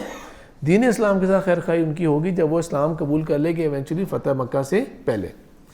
آپ صلی اللہ علیہ وسلم تک خبر پہنچتی, آپ صلی اللہ علیہ وسلم صحابہ سے مشورہ کرتے ہیں, بہت قسم کے مشورے آئیں گے. مزے کی بات یہ ہے اور کتنے تعجب کی بات ہے کہ آپ صلی اللہ علیہ وسلم کی اپنی رائے تھی کہ ہم مدینہ میں رہ کے دفاع کرتے ہیں, اور عبداللہ بن ابی کی بھی یہ رائے تھی کہ ہم مدینہ میں رہ کے دفاع کرتے ہیں. لیکن وہ صحابہ جو ینگ تھے یا زیادہ جوشیلے تھے, یا جنہوں نے بدر نہیں دیکھا تھا اور وہ بہت زیادہ بہادری کی باتیں کہتے, انہوں نے کہا نہیں ہم کھلے میدان میں لڑتے ہیں جا کے. تو آپ صلی اللہ علیہ وسلم نے ان کی بات مانتے ہوئے اور احد کی طرف لشکر روانہ کیا 1000 کا. جنگ سے بالکل پہلے, لمحات پہلے, عبداللہ بن ابی کہتا ہے کہ نہیں ہم تو حصہ نہیں لیتے, حالانکہ 1000 کے لشکر میں عبداللہ بن ابی شامل تھا. آپ نے ہماری بات تو سنی نہیں, مدینہ میں رہ کے ہم دفاع کریں گے, اور آپ نے ان کی بات مان لی ہے, تو مجھے کیا ضرورت پڑی ہے میں اور اپنے ساتھیوں کو مرواؤں اس غلط مشورے کے اوپر, تو ہم تو واپس لوٹتے ہیں. صرف تصور کریں کہ وہ کتنا انفلوئنشل بندہ تھا کہ جب وہ پیچھے ہٹتا ہے نا تو اس 1000 مسلمانوں کے لشکر میں سے 300 لوگ اس کو فالو کریں گے. امیجن کر کے دیکھیں کتنا انفلوئنس تھا اس کا. وہ ایک ایسا عام ایک بندہ کہتے ہیں لون بندہ نہیں تھا کہ جو بس ایک نیوسنس کریٹ کر رہا ہے, اتنا انفلوئنشل تھا وہ کہ جنگ کے موقع کے اوپر 300 بندے ٹوٹ کے اس کے ساتھ چلے جاتے ہیں. جو نفاق تھا نا وہ 2 کیٹیگری کا تھا. اس میں ایک رہنمائی کے لیے نا ایک ڈاکٹر سعد احمد کا انڈیا کے لیکچرز میں سے ایک ہے, بہت زبردست لیکچر ہے نفاق کی حقیقت کے نام کے اوپر, وہ ضرور آپ لوگ سننا, آپ کو آرام سے یوٹیوب کے اوپر مل جائے گا. یہ پیس ٹی وی کے اوپر بھی آیا کرتا ہے, وہ نفاق کی حقیقت کے اوپر بہت زبردست لیکچر ہے. تو منافق جو تھے وہ 2 طرح کے تھے, اور اس کے اندر انہوں نے ڈاکٹر صاحب نے جو کیٹیگرائزیشن کر کے جس طریقے سے سمجھایا نا وہ زیادہ لاجیکل اور زیادہ سمجھ آنے والی بات ہے. تو ایک تو وہ تھے جو کہ خود منافقت کا رول بھی ادا کر رہے تھے ایکٹیولی, جس میں عبداللہ بن ابی یہ لوگ بھی, ان کو اچھی طرح پتہ ہے ہم کوئی مسلمان نہیں ہیں, ہم صرف ایک وقتی طور پہ ایک اسٹریٹجی کے طور پہ لے کے چل رہے ہیں اسے. اور دوسری طرف جو ہیں وہ لوگ تھے جو کہ آرام سے مسلمان ہو گئے تھے, انہوں نے وہ مکہ والی تکلیفیں نہیں دیکھی تھیں, انہوں نے وہ اذیتیں نہیں دیکھی تھیں, ان کو ہجرت حبشہ نہیں کرنا پڑا تھا, ان کو جو ارکم بن ابی ارکم کا جو گھر تھا دار ارکم، ان کو وہ فیزز سے نہیں گزرنا پڑا تھا. یہ تو بس آرام سے سب کلمہ پڑھے تھے، یہ بھی مسلمان ہو گئے تھے، انہوں نے تکلیفیں نہیں جھیلی تھی. اور اب جب تکلیفیں آنی شروع ہوئی تھیں تو ان کے اندر سے وہ چیزیں پیدا ہونا شروع ہو گئی تھیں کہ یہ کیا مصیبت ہے، یہ کیا تکلیف آ گئی ہے، اب کیا ہو گیا ہے، اب کیا مصیبت پڑ گئی ہے، اب کیوں جنگ کرنا پڑ رہا ہے ہمیں، آرام سے نہیں ہم لوگ رہ سکتے. یہ وہ لوگ تھے کہ جو جنرلی تو مسلمان ہو گئے تھے، لیکن ان کے اندر جو ہے نا یہ دنیا کی چیزیں یا اپنے جو کلچر کے ساتھ جڑے رہنا اور یہ چیزیں، وہ چیزیں حائل ہو رہی تھیں اور پھر ان کا انفلوئنس بہت زیادہ حاوی ہو رہا تھا. احد کے موقع کے اوپر حالانکہ مسلمان اب صرف 700 رہ گئے تھے اور وہاں سے ابو سفیان کے لشکر میں 3000 تھے وہ لوگ، لیکن جو اسٹریٹجی آپ صلی اللہ علیہ وسلم نے بنائی تھی اس سے بہت کامیابی ہو رہی تھی. صرف ایک غلطی ہوتی ہے مسلمانوں سے. ایک پہاڑ کے اوپر آپ صلی اللہ علیہ وسلم، چھوٹے سے پہاڑ کے اوپر جن تیر اندازوں کو اپوائنٹ کیا ہوا تھا ان میں سے میجورٹی سے غلطی ہوتی ہے اور وہ پہاڑ کی اپنی پوزیشن چھوڑ دیتے ہیں، یہ دیکھتے ہوئے کہ اب تو کامیابی حاصل ہو گئی ہے، اور وقت سے پہلے سیلیبریٹ کرنے کے موڈ میں آگے وہ، جس کا نقصان یہ ہوا کہ دور سے بھاگتے ہوئے ریٹریٹ کرتے ہوئے لشکر میں جو ان کی کیولری تھی، جو گھوڑ سوار تھے، جس کو لیڈ کر رہے تھے خالد بن ولید، انہوں نے دیکھ لیا کہ وہ جو ان کا ڈیفنس ہے نا وہ خالی ہو گیا، اور اس نے پیچھے سے آ کے پھر حملہ کیا، جس کے نتیجے میں بہت نقصان ہوا مسلمانوں کا. فتح جو تھی وہ شکست میں تبدیل ہوتی گئی. مسلمان جو تھے وہ صرف اور صرف وہ 700 تھے، ٹھیک ہے، 700 مسلمان تھے، اور تقریباً صرف 35 سے وہ غلطی ہوئی تھی. وہ جو پہاڑ کو چھوڑا تھا نا، 50 تیر اندازوں کو رکھا تھا، ان میں سے 35 اتر کے آئے تھے نیچے. کہنے کا مطلب یہ ہے کہ اگر آپ میتھس دیکھیں تو صرف 5% نے غلطی کی تھی، لیکن اس کا نقصان جو تھا وہ باقی 95% نے اٹھایا تھا. تو امت جو ہوتی ہے وہ ایسے ہی رول پلے کرتی ہے کہ بہت تھوڑے جو ہوں گے نا ان کے وجہ سے بھی بہت فائدہ یا نقصان بہت زیادہ ہو سکتا ہے. یہاں تک کہ آپ صلی اللہ علیہ وسلم خود بھی بے ہوش ہو گئے تھے، خون اتنا بہا تھا، دانت شہید ہو گئے تھے آپ صلی اللہ علیہ وسلم کے، زخم اتنا لگا تھا، کندھے کے اوپر وار ہوا تھا آپ صلی اللہ علیہ وسلم کے. یہاں تک کہ جب بے ہوش ہوئے تھے تو یہ بات اب مشہور ہو گئی کہ رسول پاک صلی اللہ علیہ وسلم نعوذ باللہ مارے گئے ہیں، شہید ہو گئے ہیں. اور یہ بات اب ہو گئی تھی، یعنی کہ مسلمانوں نے یہ کانوں سے بھی سنا تھا کہ یہ بھی ہو سکتا ہے کہ آپ صلی اللہ علیہ وسلم جنگ کی حالت کے اندر اس طرح شہید ہو جائے، یہ بھی انہوں نے فیس کیا تھا. بہرحال اللہ تعالیٰ کی طرف سے مدد آتی ہے، بچت ہوتی ہے. اور بچت کس طرح ہوتی ہے؟ فرشتے آئیں گے، ایک دم سے اللہ تعالیٰ زلزلہ لائے گا کہ اور ابو سفیان اور وہ سب لوگ تہس نہس ہو کے رہ جائیں گے، ہوا آئے گی، اڑ کے چلے جائیں گے. کیا ہوتا ہے؟ یہ ہوتا ہے کہ ابو سفیان کے دل میں اللہ تعالیٰ سکینت نازل کر دیتے ہیں. مسلمان بری طرح شیٹرڈ ہیں، وہ چاہے تو ان کا سیج جاری رکھے، چاہے تو وہ مدینہ کا رخ کر دے. مدینہ تو اوپن ہے شہر، اور اگر ہیں تو 300 منافق ہیں وہاں پہ. سر سوچے تو صحیح کیا ہو سکتا تھا، دروازے کھلے ہیں سارے. اللہ تعالیٰ کی طرف سے مدد کیا آتی ہے کہ ابو سفیان جو ہے وہ تسلی میں آ جاتا ہے، ہم نے بدر کا بدلہ لے لیا، بس کافی ہے. الٹا وعدہ کر کے چلا جاتا ہے کہ اگلے سال مل لیں گے بدر میں. وہ بھائی ابھی ختم کیوں نہیں کیا؟ یہ اللہ کی نصرت تھی، اللہ کی مدد تھی. اللہ تعالیٰ کے بارے میں رسول پاک صلی اللہ علیہ وسلم نے فرمایا کہ اللہ کی قدرت کیا ہے کہ لوگوں کے دل جو ہے نا وہ ایسے ہی ہے جس طرح اللہ تعالیٰ کی 2 انگلیاں اس طرح ہمارے لیے ہوتی ہیں نا کہ بس کوئی میرے لیے کوئی ایفرٹ نہیں ہے اپنی 2 انگلیوں کو موو کرنا. اس طرح اللہ تعالیٰ جس کا دل چاہے پھیر سکتا ہے کبھی بھی. تو اس کے دل کو ایک دم سے تسلی کی طرف پھیر دیا، اور مسلمانوں کو ایک موقع، زبردست موقع مل گیا اپنے آپ کو ریکریکٹ کرنے کا. ہمراء الاسد کا بھی ایک واقعہ ہوتا ہے لیکن ان واقعات کو ہم سکپ کریں گے. جس طرح میں نے بتایا کہ ہر بڑی جنگ کے بعد ایک یہود قبیلے کی باری آتی رہی تھی. اب بنو نذیر کی باری آتی ہے اس موقع کے بعد، اور ایک کر کو آپ صلی اللہ علیہ وسلم نے ان سب کو ایکسپیل کیا ان کی غلطی کے اوپر. اور آپ صلی اللہ علیہ وسلم جو تھے نا وہ بالکل ہم یہ کہہ سکتے ہیں کہ ان کی غلطی کے منتظر تھے کہ وہ جیسے کوئی غلطی کریں گے تو اس غلطی کا فائدہ اٹھاتے ہوئے ان کو یہاں سے ہم لوگ ایکسپیل کر دیں گے، نکالتے جائیں گے ہم انہیں یہاں سے. بڑے بڑے واقعات بیچ میں ہوتے رہیں گے. اور اب ہم آتے ہیں نیکسٹ بگ چیلنج کے اوپر، جو کہ ہوتا ہے خندق کا، جس کو قرآن کے اندر خندق کی جگہ سورہ احزاب کہا گیا. حزب کہتے ہیں فوج کو، حزب کہتے ہیں فوج کو. احزاب کہتے ہیں فوجوں کو. The battle of armies, the battle of armies ہم اسے انگلش میں ٹرانسلیٹ کریں گے. یہ کیوں کہا گیا ہے؟ وہ اس لیے کہا گیا ہے کہ آپ صلی اللہ علیہ وسلم نے ابھی جو قبیلہ یہود کا قبیلہ یہاں سے نکالا تھا بنو نذیر کا، وہ جا کے خیبر میں جب آباد ہوتے ہیں وہ ایک گروپ بنا کے مکہ والوں کے پاس آئیں گے اور آ کے ان سے کہیں گے کہ یہ کیا تم لوگوں نے مذاق بنایا ہوا ہے، یہ کیا مذاق ہے کہ ایک جنگ ہوئی تمہارے تے مارے گئے، کبھی ان کے تے مارے گئے، پھر اگلی جنگ ہوئی تے مارے گئے. فنش اٹ آف، ایسے لڑو کہ فتنہ ختم کرو تم اسے، نعوذ باللہ، وہ چیز ختم کرو تم. اور یہاں پر نا یہ جو واقعہ ہے نا، یہ عکاسی کرتا ہے یہود کے جنرلی رول کو دنیا بھر میں جو ان کا رہا ہے اسلام کے مقابلے میں. جو اللہ تعالیٰ نے قرآن میں بھی فرمایا ہے یریدون لیطفئوا نور اللہ بافواہہم، ان کی خواہش تو یہ ہے کہ یہ اپنے منہ کی پھونکوں سے اسلام کی روشنی اور چراغ کو بجھا دیں. واللہ متم نورہ، لیکن اللہ جو ہے وہ اپنے اس نور کو پوری دنیا میں پھیلا کے رہے گا. منہ کی پھونکے کیوں بات کی ہے؟ کہ ڈائریکٹ آ کے نہیں لڑیں گے، بلکہ یہ ہمیشہ پلانز بنایا کریں گے، کانسپائر کیا کریں گے، سازشیں بنایا کریں گے. ان کا زیادہ رول یہ رہا کرے گا. تو وہاں پہ آ کے ان کو کنونس کرتے ہیں قریش کو کہ اب کا جو حملہ ہوگا نا it has to be coordinated, اور ایسے حملہ کرنا ہے کہ یہ ختم کر دو اب اس کو. اور دوسری طرف ایک بہت بڑا قبیلہ تھا نجد کے علاقے کا، اس کا نام تھا بنو غطفان، تھوڑا سا نارتھ کی طرف اور تھوڑا سا ایسٹ کی طرف تھا نجد کے علاقے کا، بہت بڑا قبیلہ تھا. ان کو کہہ دیا کہ تم لوگ ہمارے ساتھ اس جنگ میں شامل ہو گئے اور تم لوگوں کو خوب مال غنیمت بھی ملے گا، پیسہ بھی ملے گا، اور لوٹ مار جو کرنا چاہتے ہو کر لینا بعد میں. Great opportunity. یہ کیفیت پیدا ہوتی ہے. اور یہاں پر اب آئے گا لشکر 1000 کا نہیں، 3000 کا نہیں، بلکہ 10,000 کا لشکر آئے گا. اور یہ ایک لشکر نہیں آئے گا بلکہ ڈفرینٹ ڈائریکشنز میں آئیں گے، یہ لوگ ڈفرینٹ ڈائریکشنز میں آئیں گے. اور اس کی خبر جب آپ صلی اللہ علیہ وسلم تک ہوتی ہے کہ یہ لشکر آ رہے ہیں، now this is over whelming.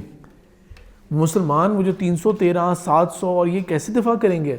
چلیں 1000 کر لیں اب تک کے لیے، کیسے دفاع کریں گے اگر ڈفرینٹ ڈائریکشنز میں آ رہے ہیں اور 10,000 کا لشکر ہے؟ اس کیفیت کے اندر تھے کہ اس واقعے سے صرف چند دن پہلے مسلمانوں نے ایک بہت بڑی نیکی کی تھی، کولیکٹیو نیکی کی تھی. وہ یہ تھا کہ ایک سونا جمع کیا تھا جو کہ ایک اچھے بڑے پتھر کی فارم کے اندر ہوگا. اگر ایک پورا پتھر کے برابر کا آج کل سونا ہو تو امیجن کریں وہ کتنا مہنگا ہوگا. میں اور آپ مل کے کتنا کنٹریبیوٹ کریں گے کہ ہم وہ بائی کر سکتے ہیں. پھر ایک باغ بنایا تھا جس کے اندر اتنی بڑی زمین لی کہ جہاں پہ کھجوروں کے 300 درخت کا باغ بنایا جائے. اس کے اندر سوچیں زمین کو ایکوائر کرنا، پھر 300 کھجور کے پودے پلانٹ کرنا اور اس کو ایک باغ کی شکل دینا، کتنا لیبر بھی شامل ہے. اتنا کچھ کیا تھا مسلمانوں نے، انفاق کیا تھا. پتہ کیا کرنے کے لیے؟ ایک مسلمان کو غلامی سے آزاد کرنے کے لیے. صرف ایک مسلمان کو غلامی سے آزاد کیا تھا اور وہ تھے سلمان فارسی. صرف ایک مسلمان کو غلام کو آزاد کرنا تھا، اتنا کچھ دینے کے بعد. اور یہ کسی اور کا آئیڈیا نہیں تھا، یہ آپ صلی اللہ علیہ وسلم کا خود کہنا تھا کہ ہم نے ان کو آزاد کرنا ہے. کراؤڈ فنڈنگ، پبلک فنڈنگ کی، اتنا کچھ اکٹھا کیا، اتنا لیبر کیا، مینول لیبر کیا، کس لیے؟ ایک غلام کو آزاد کرنا. اور ابھی یہ آزاد ہو کے اب مسلمانوں کی صف میں شامل ہو گئی. یہ عرب نہیں ہے، یہ فارس کے علاقے گئے ہیں. فارس تو دنیا میں نقشے پہ کوئی نہیں ہے، لیکن جو ایران ہے یہ فارس ہوا کرتا تھا، پرشیا. تو یہاں سے وہ آئے تھے سلمان فارسی. اور جب سب مسلمان پریشان ہیں، مسجد نبوی میں مشورہ ہو رہا ہے، اور امیجن تو کر کے دیکھیں جو عبداللہ بن ابی جیسے لوگ ہوں گے ان کے کیسے جان حلق میں آئی ہوگی کہ 10,000 کا لشکر ہے، اب ہم کب بغاوت کریں، کس موقع کے اوپر ہم لوگ اپنا اصل چہرہ دکھائیں، کہ ابھی فرار ہو جائیں، بھاگ جائیں، کیا کریں. اس کیفیت اور پریشانی کے اندر جب شارٹ آف آئیڈیاز ہیں، کسی کے پاس کوئی آئیڈیا نہیں ہے، ایون رسول اللہ پاک صلی اللہ علیہ وسلم بھی کوئی آئیڈیا نہیں دے پا رہے. سلمان فارسی کھڑے ہو کے کہتے ہیں ہمارے علاقے میں جب کوئی ایسی فوج حملہ کرتی ہے جس کے لیے آپ اوور ویلم ہیں، پاسبل ہی نہیں آپ کا دفاع کرنا، تو ہم خندق کھودتے ہیں. اور انہوں نے خندق کا پورا تصور سمجھایا، اور آپ سے ان کو اتنا اچھا آئیڈیا پسند لگا یہ کہ فوراً خندق کھودنے کا حکم دیا، ایریا مارک کروایا اور خندق کھدوائی گئی. ایریا مارک کیا اور خندق کھدوائی گئی. اور اس خندق کے کھودنے کے اندر بہت سارے واقعات ہیں اٹ سیلف, وہ ہم لوگ انشاءاللہ جب آپ لوگ سیرہ پڑھ رہے ہوں گے وہاں پہ آ کے قرآن کورس کے اندر, تب ہم اس کو ڈیٹیل میں ڈسکس کریں گے, ٹھیک ہے. بہت خوبصورت واقعات ہیں اس کے اندر. تو اس کے بعد مسلمان یہاں پر مدینہ کا دفاع کر پاتے ہیں. بدر اور احد کے مقابلے میں جو کہ جنگ جو تھی, ایکچول جنگ جو تھی نا, وہ گھنٹوں کی بات تھی صرف. صبح جنگ شروع ہوئی اور لٹرلی 12-1 بجے کے اندازن جو دوپہر کا ٹائم ہوتا ہے تب تک فیصلہ ہو گیا. وہ گھنٹوں کی بات تھی. بہت حد کر لیں تو 3-4 بجے تک بات کر لیں. خندق جو ہے وہ بالکل اپوزٹ, 1 مہینے کا سیج رہا تھا. جب ابو سفیان لشکر لے کے آیا تھا وہ بھی مان گیا تھا کہ یہ عرب کا آئیڈیا نہیں ہے, دس از سم تھنگ ایلس. یہ فوراً آئیڈیا آیا یہاں پر, یہ کوئی باہر سے آئیڈیا آیا, یہ عربوں کے ہاں یہ نہیں ہو سکتا. اور 1 مہینے کا سیج رہا تھا. اس میں پلان کے مطابق یہ تھا کہ اب مدینہ کے اندر نا ایک قبیلہ یہودی رہ گیا تھا, اور وہ جو قبیلہ آخری جو رہ گیا تھا نا وہ بھی سازش کرے گا. پلان تو یہ تھا ان کا, لیکن کیونکہ خندق بن گئی ہے تو اس لیے اب وہ جو ہے نا وہ پلان تو ڈگمگا گیا. تو بہرحال خندق کے موقع کے اوپر جو 1 مہینہ سیج رہا تھا اور بہت ڈیفیکلٹی ہو گئی تھی, بہت ڈیفیکلٹی تھی مسلمانوں کے لیے. کھانے پینے کا اشیاء کم پڑ گئی تھیں, ایون رفع حاجت کے لیے جانا مشکل ہو گیا تھا. اتنا انگیجنگ تھا کہ یہ واحد شاید موقع تھا جب آپ صلی اللہ علیہ وسلم اور مسلمان باقی بھی جان بوجھ کے نماز مس کر رہے تھے. ظہر عصر کی نمازیں مس ہو رہی تھیں کیونکہ اتنا انگیج ہوئے تھے پورے دن. خندق اتنی بڑی خندق تھی کہ اس کا مسلسل دفاع کرنا ہے, اور وہ جو 10,000 کا لشکر تھا وہ ہر وقت کسی نہ کسی کونے کو کراس کرنے کی یا فل کرنے کی کوشش کر رہا تھا. کہ آپ صلی اللہ علیہ وسلم نے ایک نہیں بلکہ کئی موقعوں کے اوپر نمازیں مس بھی کی تھیں. خندق کے بعد آپ صلی اللہ علیہ وسلم نے ایک پیشن گوئی دی تھی, اور وہ یہ پیشن گوئی تھی کہ یہ ان کی آخری اٹیمپٹ تھی. This was all they could مسل, اب ہماری باری ہوگی. قریش نے جتنی قوت جمع کرنی تھی, جتنی طاقت جمع کرنی تھی, یہ ان کے اس کا اظہار ہو گیا ہے. اب دوبارہ وہ کبھی بھی یہ مسل نہیں کر سکتے. اب ہمارے ٹرن ہے, اب ہماری باری ہے, ہماری ٹرن ہے. اور اس کے فوراً بعد آپ صلی اللہ علیہ وسلم نے ابھی تو اپنے خیمے کے اندر اپنے گھر کے اندر گئے ہیں واپس جب فتح کے بعد, اور ابھی اپنا اسلحہ اتارنے لگے ہیں تو جبرائیل فوراً آ گئے. اور جبرائیل نے آ کے کہہ دیا کہ اللہ کے رسول ہمیں تو ابھی حکم نہیں ہوا, وہ جو ایک یہودی قبیلہ رہ گیا اس سے نمٹنا رہتا ہے. وہ ایک یہودی قبیلہ ہے, اس سے نمٹنا رہتا ہے. اور پھر بالآخر وہ آخری یہودیوں کا جو ایک قلعہ رہ گیا تھا وہ بھی خالی کروا لیا گیا. اور اب یہاں پر مسلمانوں کے اندر, کیونکہ جو مشرک تھے نا یثرب کے رہنے والے, وہ ختم ہو گئے تھے نیچرلی, وہ نیچرلی ختم ہو گئے تھے. یا تو مثبت طریقے سے ایمان لائے تھے, یا منفی طریقے سے بے شک منافق کی شکل میں رہے لیکن رہے.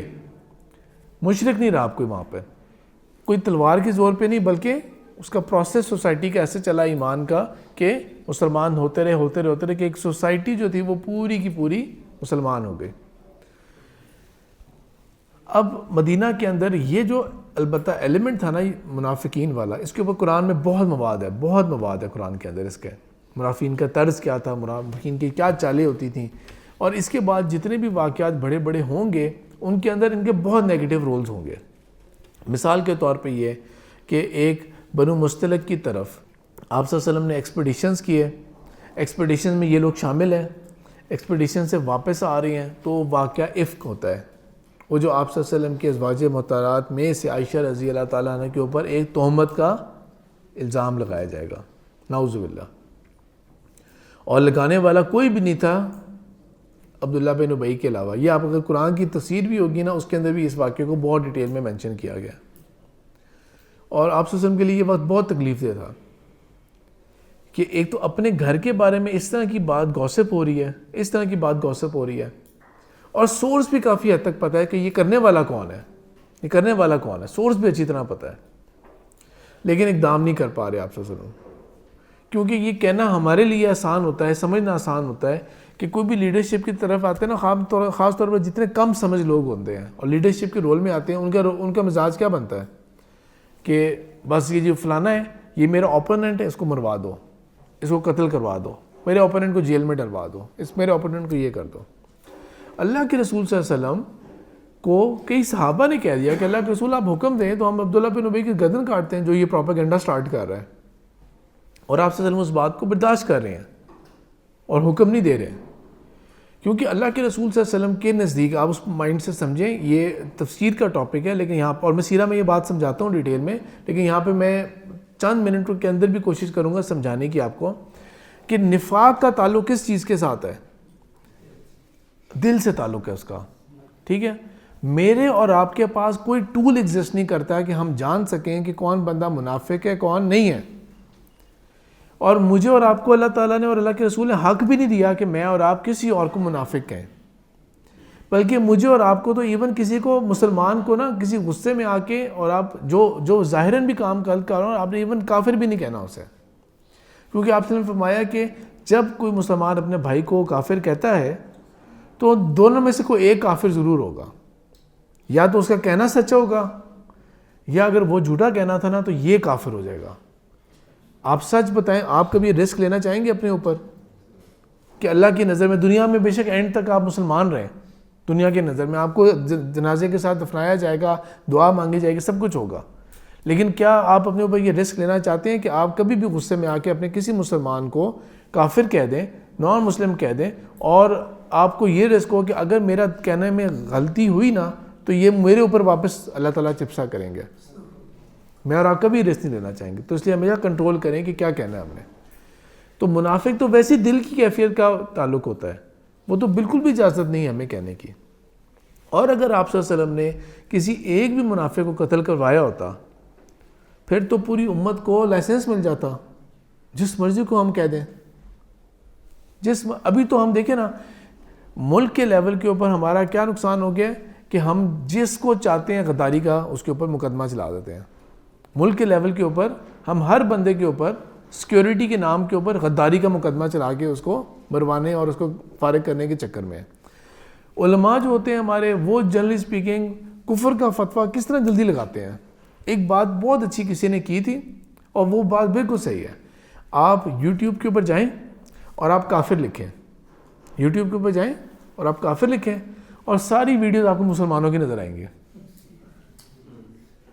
کیونکہ ایک نے دوسرے کو کافر کہا ہوا ہے، ایک نے دوسرے کو کافر کہا ہوا ہے۔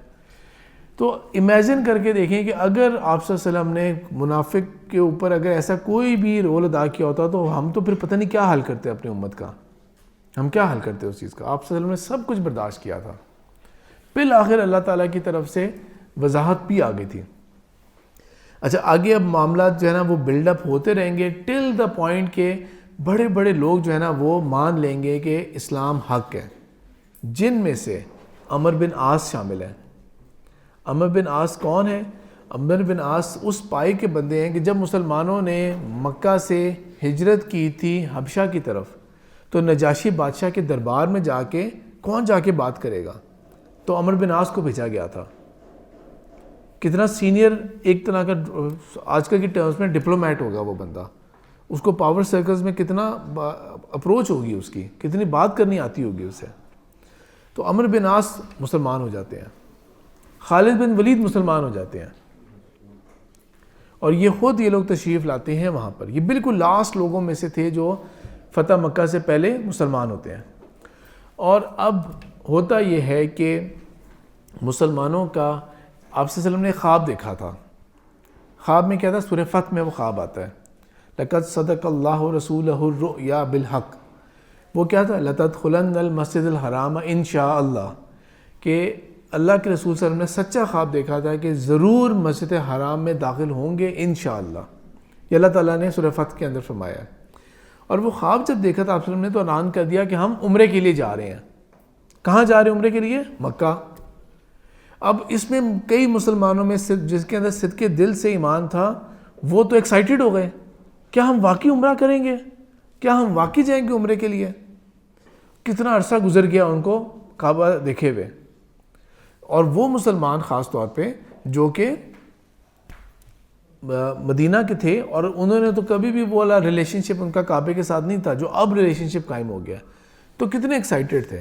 اور منافقین کا تو پہلی حالت پتلی ہو گئی ہوگی ان کی، تو کہ یہ کیا بات ہو رہی ہے یہ. تو وہ 1400 مسلمان گئے تھے, اور یہ 1400 کون ہوں گے؟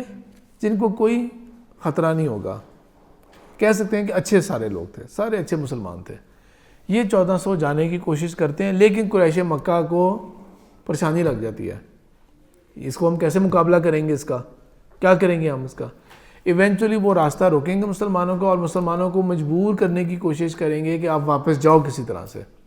بہت لمبے ڈسکشنز کے بعد جا کے بالآخر صلح حدیبیہ طے پاتا ہے. اور صلح حدیبیہ کے اسینشلی 4 پوائنٹس تھے مین. مسلمان واپس چلے جائیں, اس سال نہیں, ہاں اگلے سال ہم اجازت دے دیں گے, اگلے سال آ جائیں, اس سال نہیں. یہ قریش مکہ کے لیے سب سے زیادہ وننگ پوائنٹ تھا, اور عام مسلمانوں کے لیے انکلوڈنگ حضرت ابو بکر, انکلوڈنگ حضرت عمر, ان کے لیے سب سے تکلیف دہ پوائنٹ یہ تھا کہ اللہ کے رسول کیوں ہم واپس جا رہے ہیں, کیا ہم حق پہ نہیں ہیں؟ بالکل وہ بات تھی. اگلی بات جو تھی وہ تھی 10 سال کا امن معاہدہ. اس کی حکمت صرف آپ صلی اللہ علیہ وسلم سمجھ رہے تھے. تمام مسلمانوں کے گروپ کے اندر آپ صلی اللہ علیہ وسلم واحد تھے جو جانتے تھے کہ یہ ہمارا ون یہ ہے, یہ ہماری کامیابی ہے, 10 سال کا امن معاہدہ. اور اگلا امن معاہدہ کون کر رہا ہوگا آپ کے ساتھ؟ وہی کرے گا جو آپ سے لڑنے کی طاقت نہیں رکھتا. وہی کرے گا نا جو آپ سے لڑنے کی طاقت نہیں رکھتا. اور امن معاہدہ صرف مشرکین مکہ اور مسلمانان مدینہ کے درمیان میں نہیں ہو رہا, بلکہ ان کے حلیفوں میں بھی ہو رہا ہے, آپ کے الائز کے ذریعے بھی. یہ نہیں کہ ہاں ہم دونوں تو ٹھیک ہیں لیکن پراکسی کے ذریعے ایک دوسرے پہ حملے کروا رہے ہیں یا مروا رہے ہیں, وہ نہیں. آپ اور آپ کے گروپ کے اوپر, حلیفوں کے اوپر بھی یہ شامل ہوگا, آپ کے اوپر بھی شامل ہوگا. اس کے بعد کیا ہوتا ہے کہ 2 اور باتیں تھیں کہ اگر مسلمانوں میں سے کوئی ٹوٹ کے چلا جائے گا, مکہ آنا چاہے گا تو اس کو رہنے دیا جائے گا مکہ, لیکن اگر کوئی مکہ والوں میں سے مسلمان بن کے مدینہ آئے گا تو اس کو مسلمان لٹائیں گے. بالکل اپوزٹ, یہ کیا بات ہوئی؟ لیکن آپ سب جانتے تھے کہ اس کے اندر کوئی وزن نہیں ہے, اس بات میں کوئی تک نہیں بنتی اس بات کی. اور جو مسلمانوں میں سے ٹوٹ کے جانا چاہے چلا جائے, ہم نے کیا کر کے رکھنا ہے اسے, ہم نے اس کو جوڑ کے رکھ کے کیا کرنا ہے ہم نے اسے. تو وہ ایک الگ بات ہے, اس کی الگ حکمت ہے. میرا ایک لمبا لیکچر ہے پچھلے سال کا, پاکستان چھوڑنے کا کیا وقت ہے, وہ اس کے اندر نا میں نے اس سے بات سٹارٹ کی ہے, صلح حدیبیہ کے اس واقعے سے بات سٹارٹ کی ہے. تو کیا ضرورت پڑی ہے اسے؟ اب اس 10 سال کے امن معاہدے کے نتیجے میں یہ ہوگا کہ اگلے سال بے شک مسلمان آئیں گے, عمرہ کر لیں گے, لیکن ہوتا یہ ہے کہ آپ صلی اللہ علیہ وسلم کو اب معلوم ہے کہ یہ 10 سال نہیں گزرنے والے, کہ ان کی طرف سے غلطی ہونی ہے, ان کی طرف سے غلطی ہونی ہے. تو آپ صلی اللہ علیہ وسلم نے اپنے آپ کو, مسلمانوں کو ملیٹریلی اور اپنے انفلوئنس کو تیار کیا, بلڈ اپ رکھا تھا, اپنا بلڈ اپ رکھا تھا. امن معاہدہ جیسی ہو گیا نا, اب پتہ ہے کہ مشرکین مکہ سے لڑائی نہیں ہوگی, تو آپ صلی اللہ علیہ وسلم نے خیبر کا رخ کیا, خیبر کے فتنے کو ختم کیا, قتل عام نہیں کیا ان کا. پتہ کیا کیا؟ نہ ان کو نکالا وہاں سے, پتہ کیا کیا؟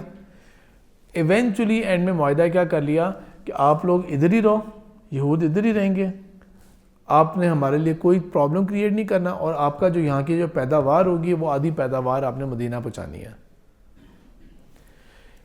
خطوط بھیجے مختلف علاقوں میں, مختلف علاقوں میں آپ صلی اللہ علیہ وسلم نے خطوط بھیجے. کچھ جگہوں سے خیر مقدم ہوا, جس طرح حبشہ سے خیر مقدم ہوا تھا, اور جب خیر مقدم ہوا تھا تو وہاں سے جو حبشہ کے جو مسلمان جو ہجرت کر کے چلے گئے تھے ان لوگوں کو لٹایا گیا تھا, واپس چلے گئے تھے وہ. اور اس طرح دور دور علاقوں تک ہر طرح کا رسپانس تھا اس خط کے نتیجے میں.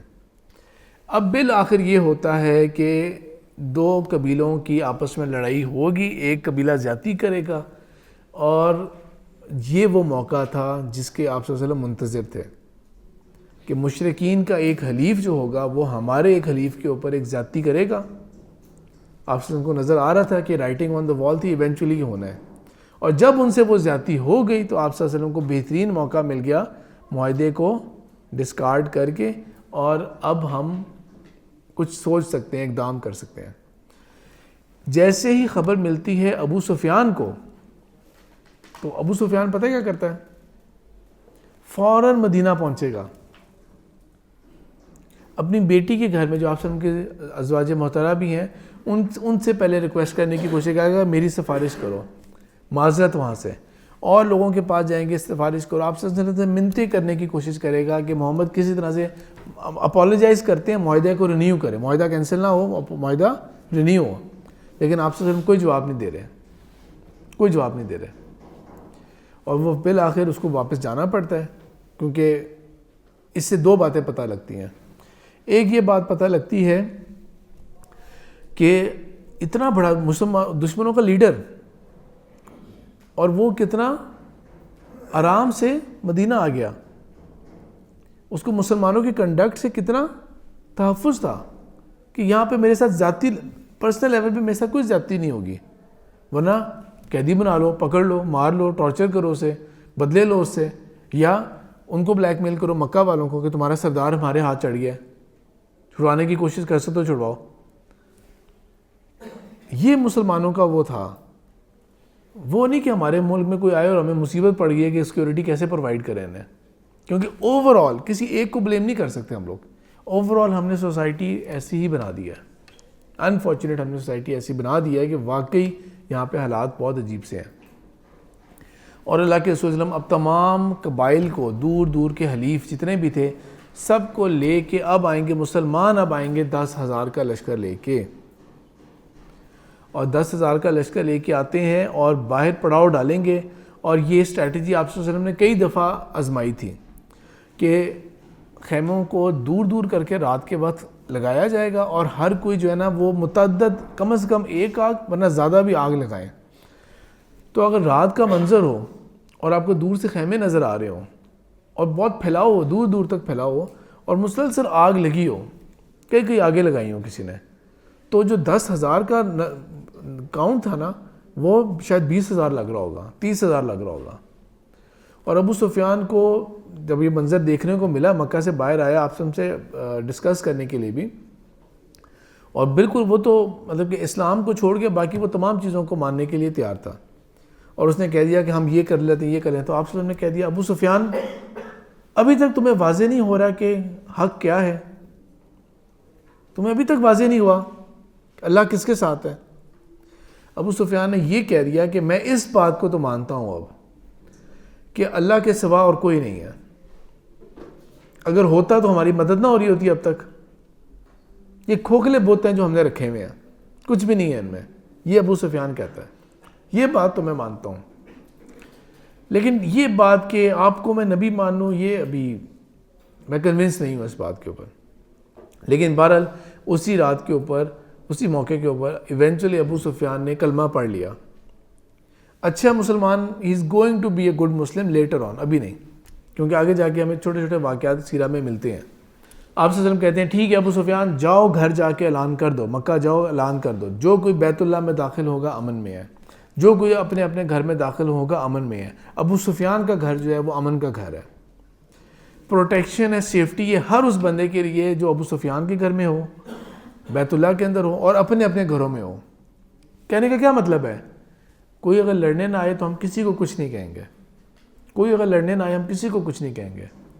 اور مسلمانوں نے چاروں اطراف سے مکہ کو پور ان کیا.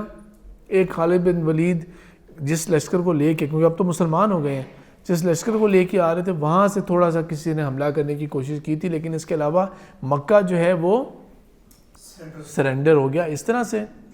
تو مائٹ کے ساتھ آپ صلی اللہ علیہ وسلم نے مکہ کو لے تو لیا, لیکن اصل میں آپ صلی اللہ علیہ وسلم نے لوگوں کے دل جیت کے ان کو اسلام کے اندر داخل کیا. وہ کیسے؟ عام معافی دی سب کو, بڑے بڑے دشمنوں کو معاف کیا, جن کے ساتھ ذاتی بھی تھا ان کو بھی معاف کیا. وہ شخص بھی معاف کیا جس نے حمزہ رضی اللہ تعالیٰ عنہ کو شہید کیا تھا احد کے موقع کے اوپر, سب کو معاف کیا آپ صلی اللہ علیہ وسلم, عام معافی دی. اور یہاں پہ آپ صلی اللہ علیہ وسلم نے لوگوں کو کے دل جیت کے ان کو اسلام کے دائرے میں داخل کیا تھا. فتح مکہ ہوتا ہے, اور آپ صلی اللہ علیہ وسلم کی اسٹریٹجی آپ یہ دیکھیں کہ پہلی جنگ سے لے کے اور مکہ کے فتح ہونے تک, اس کامیابی تک, مسلمانوں کو بھی ملا کے نا 1000 بندہ بھی نہیں قتل ہوا تھا, شہید ہوا تھا یا قتل ہوا تھا. یہ آپ صلی اللہ علیہ وسلم کی اسٹریٹجی تھی, result oriented with minimum human loss. اور وہ ہیومن لاس میں مسلمانوں کا بھی لاس شامل ہے اور ایون کفار کا بھی لاس. یہ کامیابی تھی آپ صلی اللہ علیہ وسلم کی. اور اس وقت ہماری پوری امت کے جتنا مرضی ہم کہہ دیں کہ فلانے ڈیفینس یونیورسٹی کے پڑھے ہوئے ہوتے ہیں، فلانے یہ ٹائٹلز ان کو ملے، یہ ہماری پوری مسلم امت کے جہاں جتنے بھی لوگوں کو آپ اٹھا لیں ان کا ہر پلان تقریباً فیل ہے. سالوں کے اوپر پھیلی ہوئی ایک نہ ختم ہونے والی انہوں نے پرابلمس کریٹ کی ہوئی ہیں. بندے مرتے جا رہے ہوں گے اور ہمارے لیے عام خبر ہے یہ والی.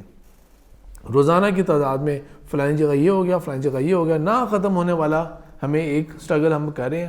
عجیب سے کوئی مطلب کہتے ہیں نا کہ ایم ہی بس بیتی جو ہے نا وہ ہے ٹارگیٹ لیس ایفرٹس ہیں، ساری ایفرٹس ٹارگیٹ لیس ہیں ہماری. اس کے بعد یقیناً باقی واقعات ہوتے ہیں. حنین کا واقعہ ہوتا ہے، طائف کا واقعہ ہوتا ہے. حنین کے واقعے میں سب سے بڑا سبق سیکھنے والا یہی ہے کہ کبھی بھی اپنی طاقت کے اوپر گھمنڈ نہیں کرنا، اللہ کے اوپر توکل ہونا چاہیے. اور ایونچولی اس طرح باقی پورا جو امت ہے وہ مسلمان ہو جاتی ہے. سن 9 تک مشرکین مکہ کو بھی اجازت تھی کہ وہ آ کے حج اور عمرہ کر سکتے ہیں، لیکن اس کے بعد پھر کیونکہ سورہ توبہ نازل ہو چکی تھی اور وہ لاسٹ ایئر تھا. اللہ کے رسول صلی اللہ علیہ وسلم نے حج کیا تھا اپنا جو 10th ایئر بھی تھا، اور آپ صلی اللہ علیہ وسلم کا واحد حج تھا. اور یہ آپ صلی اللہ علیہ وسلم کے دور میں ہی اس دور کی کتابوں میں یا اس دور کی حدیثوں کے الفاظ کے اندر ہی یہ لفظ لکھا ہوا ہے حجۃ الوداع کا. اور آپ صلی اللہ علیہ وسلم کے اوپر جہاں پہ بہت ساری آیات نازل ہوتی ہیں، جس طرح حج ہی کے موقع کے اوپر آتی ہے الیوم اکملت لکم دینکم واتممت علیکم نعمتی ورضیت لکم اسلام دینا، کہ آج کے دن تمہارا دین تمہارے لیے مکمل ہو گئی ہے، نعمت تمام ہو گئی ہے. اللہ تعالیٰ راضی ہیں صرف اسی دین اسلام کے اوپر ہی، صرف اسی دین اسلام کے اوپر ہی راضی ہیں. اور آپ صلی اللہ علیہ وسلم کے اوپر ایونچولی جو آخری وحی آئے گی ایک روایت کے مطابق وہ ہے اذا جاء نصر اللہ والفتح ورأیت الناس یدخلون فی دین اللہ افواجا فسبح بحمد ربک واستغفر انہ کان توابا. کہ اللہ کے رسول صلی اللہ علیہ وسلم کے لیے وہ منظر تصور کریں. کہاں مکہ میں آپ صلی اللہ علیہ وسلم گلی گلی میں ایک بندے سے بات کر رہے ہوتے تھے، اسلام کی دعوت دے رہے ہیں، وہ مذاق اڑا رہے ہیں، دھتکار رہے ہیں، ٹونٹس دے رہے ہیں، کیا کیا چیزیں سہنی پڑ رہی ہیں. اور اب کیا ہے، اس قدر لشکر پہ لشکر آئے جا رہے ہیں، وفود پہ وفود آئے جا رہے ہیں اور اسلام کو ایسے قبول کیے جا رہے ہیں. تو جب یہ نعمت ہے نبی صلی اللہ علیہ وسلم آپ نے اپنی آنکھوں سے دیکھ لی تھی، اب آپ کے لیے کیا کام ہے؟ اللہ کی بہت تسبیح بیان کریں، اللہ تعالیٰ کی بہت پاکی بیان کریں، استغفار کریں. اللہ تعالیٰ تواب ہے. اور اللہ کے رسول صلی اللہ علیہ وسلم نے یہ ان مختلف موقعوں کے اوپر جب بات کی تھی تو ایک روایت کے مطابق ابو بکر جو تھے انہوں نے سمجھ لیا تھا کہ اس کا مطلب یہ بھی ہے کہ رسول پاک صلی اللہ علیہ وسلم کا مشن بھی کمپلیٹ ہو گیا ہے اور اب ان کا وقت بھی قریب آ گیا. اور ایونچولی پھر یہ ہوتا ہے کہ آپ صلی اللہ علیہ وسلم پھر ایک دن بقیع جاتے ہیں جو قبرستان تھا اور وہاں سے بیمار ہوں گے، اور یہ بیماری جو ہے یہ آپ صلی اللہ علیہ وسلم کے وصال کا ایونچولی باعث بنے گی، وصال کا باعث بنتی ہے. اور آپ صلی اللہ علیہ وسلم نے اپنے امت کو، مسلمانوں کو ایک آخری نظر دیکھا تھا جب فوت ہونا تھا. تو اس سے نماز، کیونکہ نماز پڑھنا بھی مشکل ہو گیا تھا مسجد میں آ کے، اور مسلمان بھی جانتے تھے تو حضرت ابو بکر لیڈ کروا رہے تھے. تو ایک دن فجر کی نماز میں آپ صلی اللہ علیہ وسلم نے اپنے گھر کا حجرے کا پردہ اٹھا کے دیکھا تھا مسلمانوں کو نماز پڑھتے ہوئے، اور بہت خوشی سے، کیونکہ یہ وہ پودے تھے جو آپ صلی اللہ علیہ وسلم اب لگا کے جا رہے ہیں. اور ایک ایسا سلسلہ سٹارٹ ہوا تھا کہ ایونچولی پتہ نہیں ہر کسی کا ڈیفرنٹ ہوگا، لیکن ہم سب اللہ کے فضل سے پھر مسلمان ہوئے کسی نہ کسی چین سے. یہ روشنی ہم تک پہنچی، لیکن ہمارے لیے یہ نہیں ہے کہ ہم نے اس روشنی کو دبا کے رکھنا ہے، بلکہ ہمارے لیے یہ ہے کہ ہم نے اس روشنی کو عمل کرنا ہے، ثابت کر کے دکھانا ہے کہ یہی روشنی ہے جس کی دنیا کو ضرورت ہے، اور اس کو آگے تک پھیلانا ہے. میں اور آپ جو ہیں وہ پیغمبری کا رول میرا اور آپ کا پرپز ہے. یہ آپ صلی اللہ علیہ وسلم نے خطبہ حجۃ الوداع کے موقع کے اوپر کہا تھا. میرے 2 پارٹ کا ایک لیکچر ہے ڈیوٹیز آف امتی، اس کے اندر حجۃ الوداع کے خطبے کی بنیاد کے اوپر میں نے یہ بات مینشن کی ہوئی ہے کہ میرا اور آپ کا کیا کرنے کا کام کیا ہے، کیوں مجھے اور آپ کو اللہ تعالیٰ نے مسلمان پیدا کیا. شکر اللہ کا کہ ہم کسی ہندو کے گھر میں پیدا نہیں ہوئے، ہم کسی عیسائی کے، کسی ملحد کے گھر میں پیدا نہیں ہوئے. تو اللہ تعالیٰ نے کوئی پھر ذمہ داری بھی رکھی ہے میرے اور آپ کے اوپر، جو ذمہ داری میں نے اور آپ نے نبھانی ہے. اللہ کرے کہ اللہ کے رسول صلی اللہ علیہ وسلم کی سیرت سے ہمیں وہ انسپریشن ملے، کیونکہ ہمارے لیے اصل رول ماڈل رسول پاک صلی اللہ علیہ وسلم کی ذات ہیں. باقی جتنے بھی شخصیات ہیں انکلوڈنگ صحابہ بھی، انکلوڈنگ حضرت عمر، حضرت علی، حضرت ابو بکر، وہ سارے ماڈولر ہیں. اصل رہنمائی، اصل رول ماڈل رسول پاک صلی اللہ علیہ وسلم کے ہیں. اور ہم وہ اعمال کریں کہ قیامت والے دن جب آپ صلی اللہ علیہ وسلم سے بالآخر ملاقات ہوگی تو وہ خوش ہو ہم سے مل کے، وہ خوش ہو ہم سے مل کے، میرے اور آپ کے لیے وہ شفاعت کریں. وہ ہم اس چیز کے منتظر ہوں گے. سبحانک اللہم و بحمدک نشہد ان لا الہ الا انت نستغفرک و نتوب الیک. السلام علیکم ورحمۃ اللہ وبرکاتہ.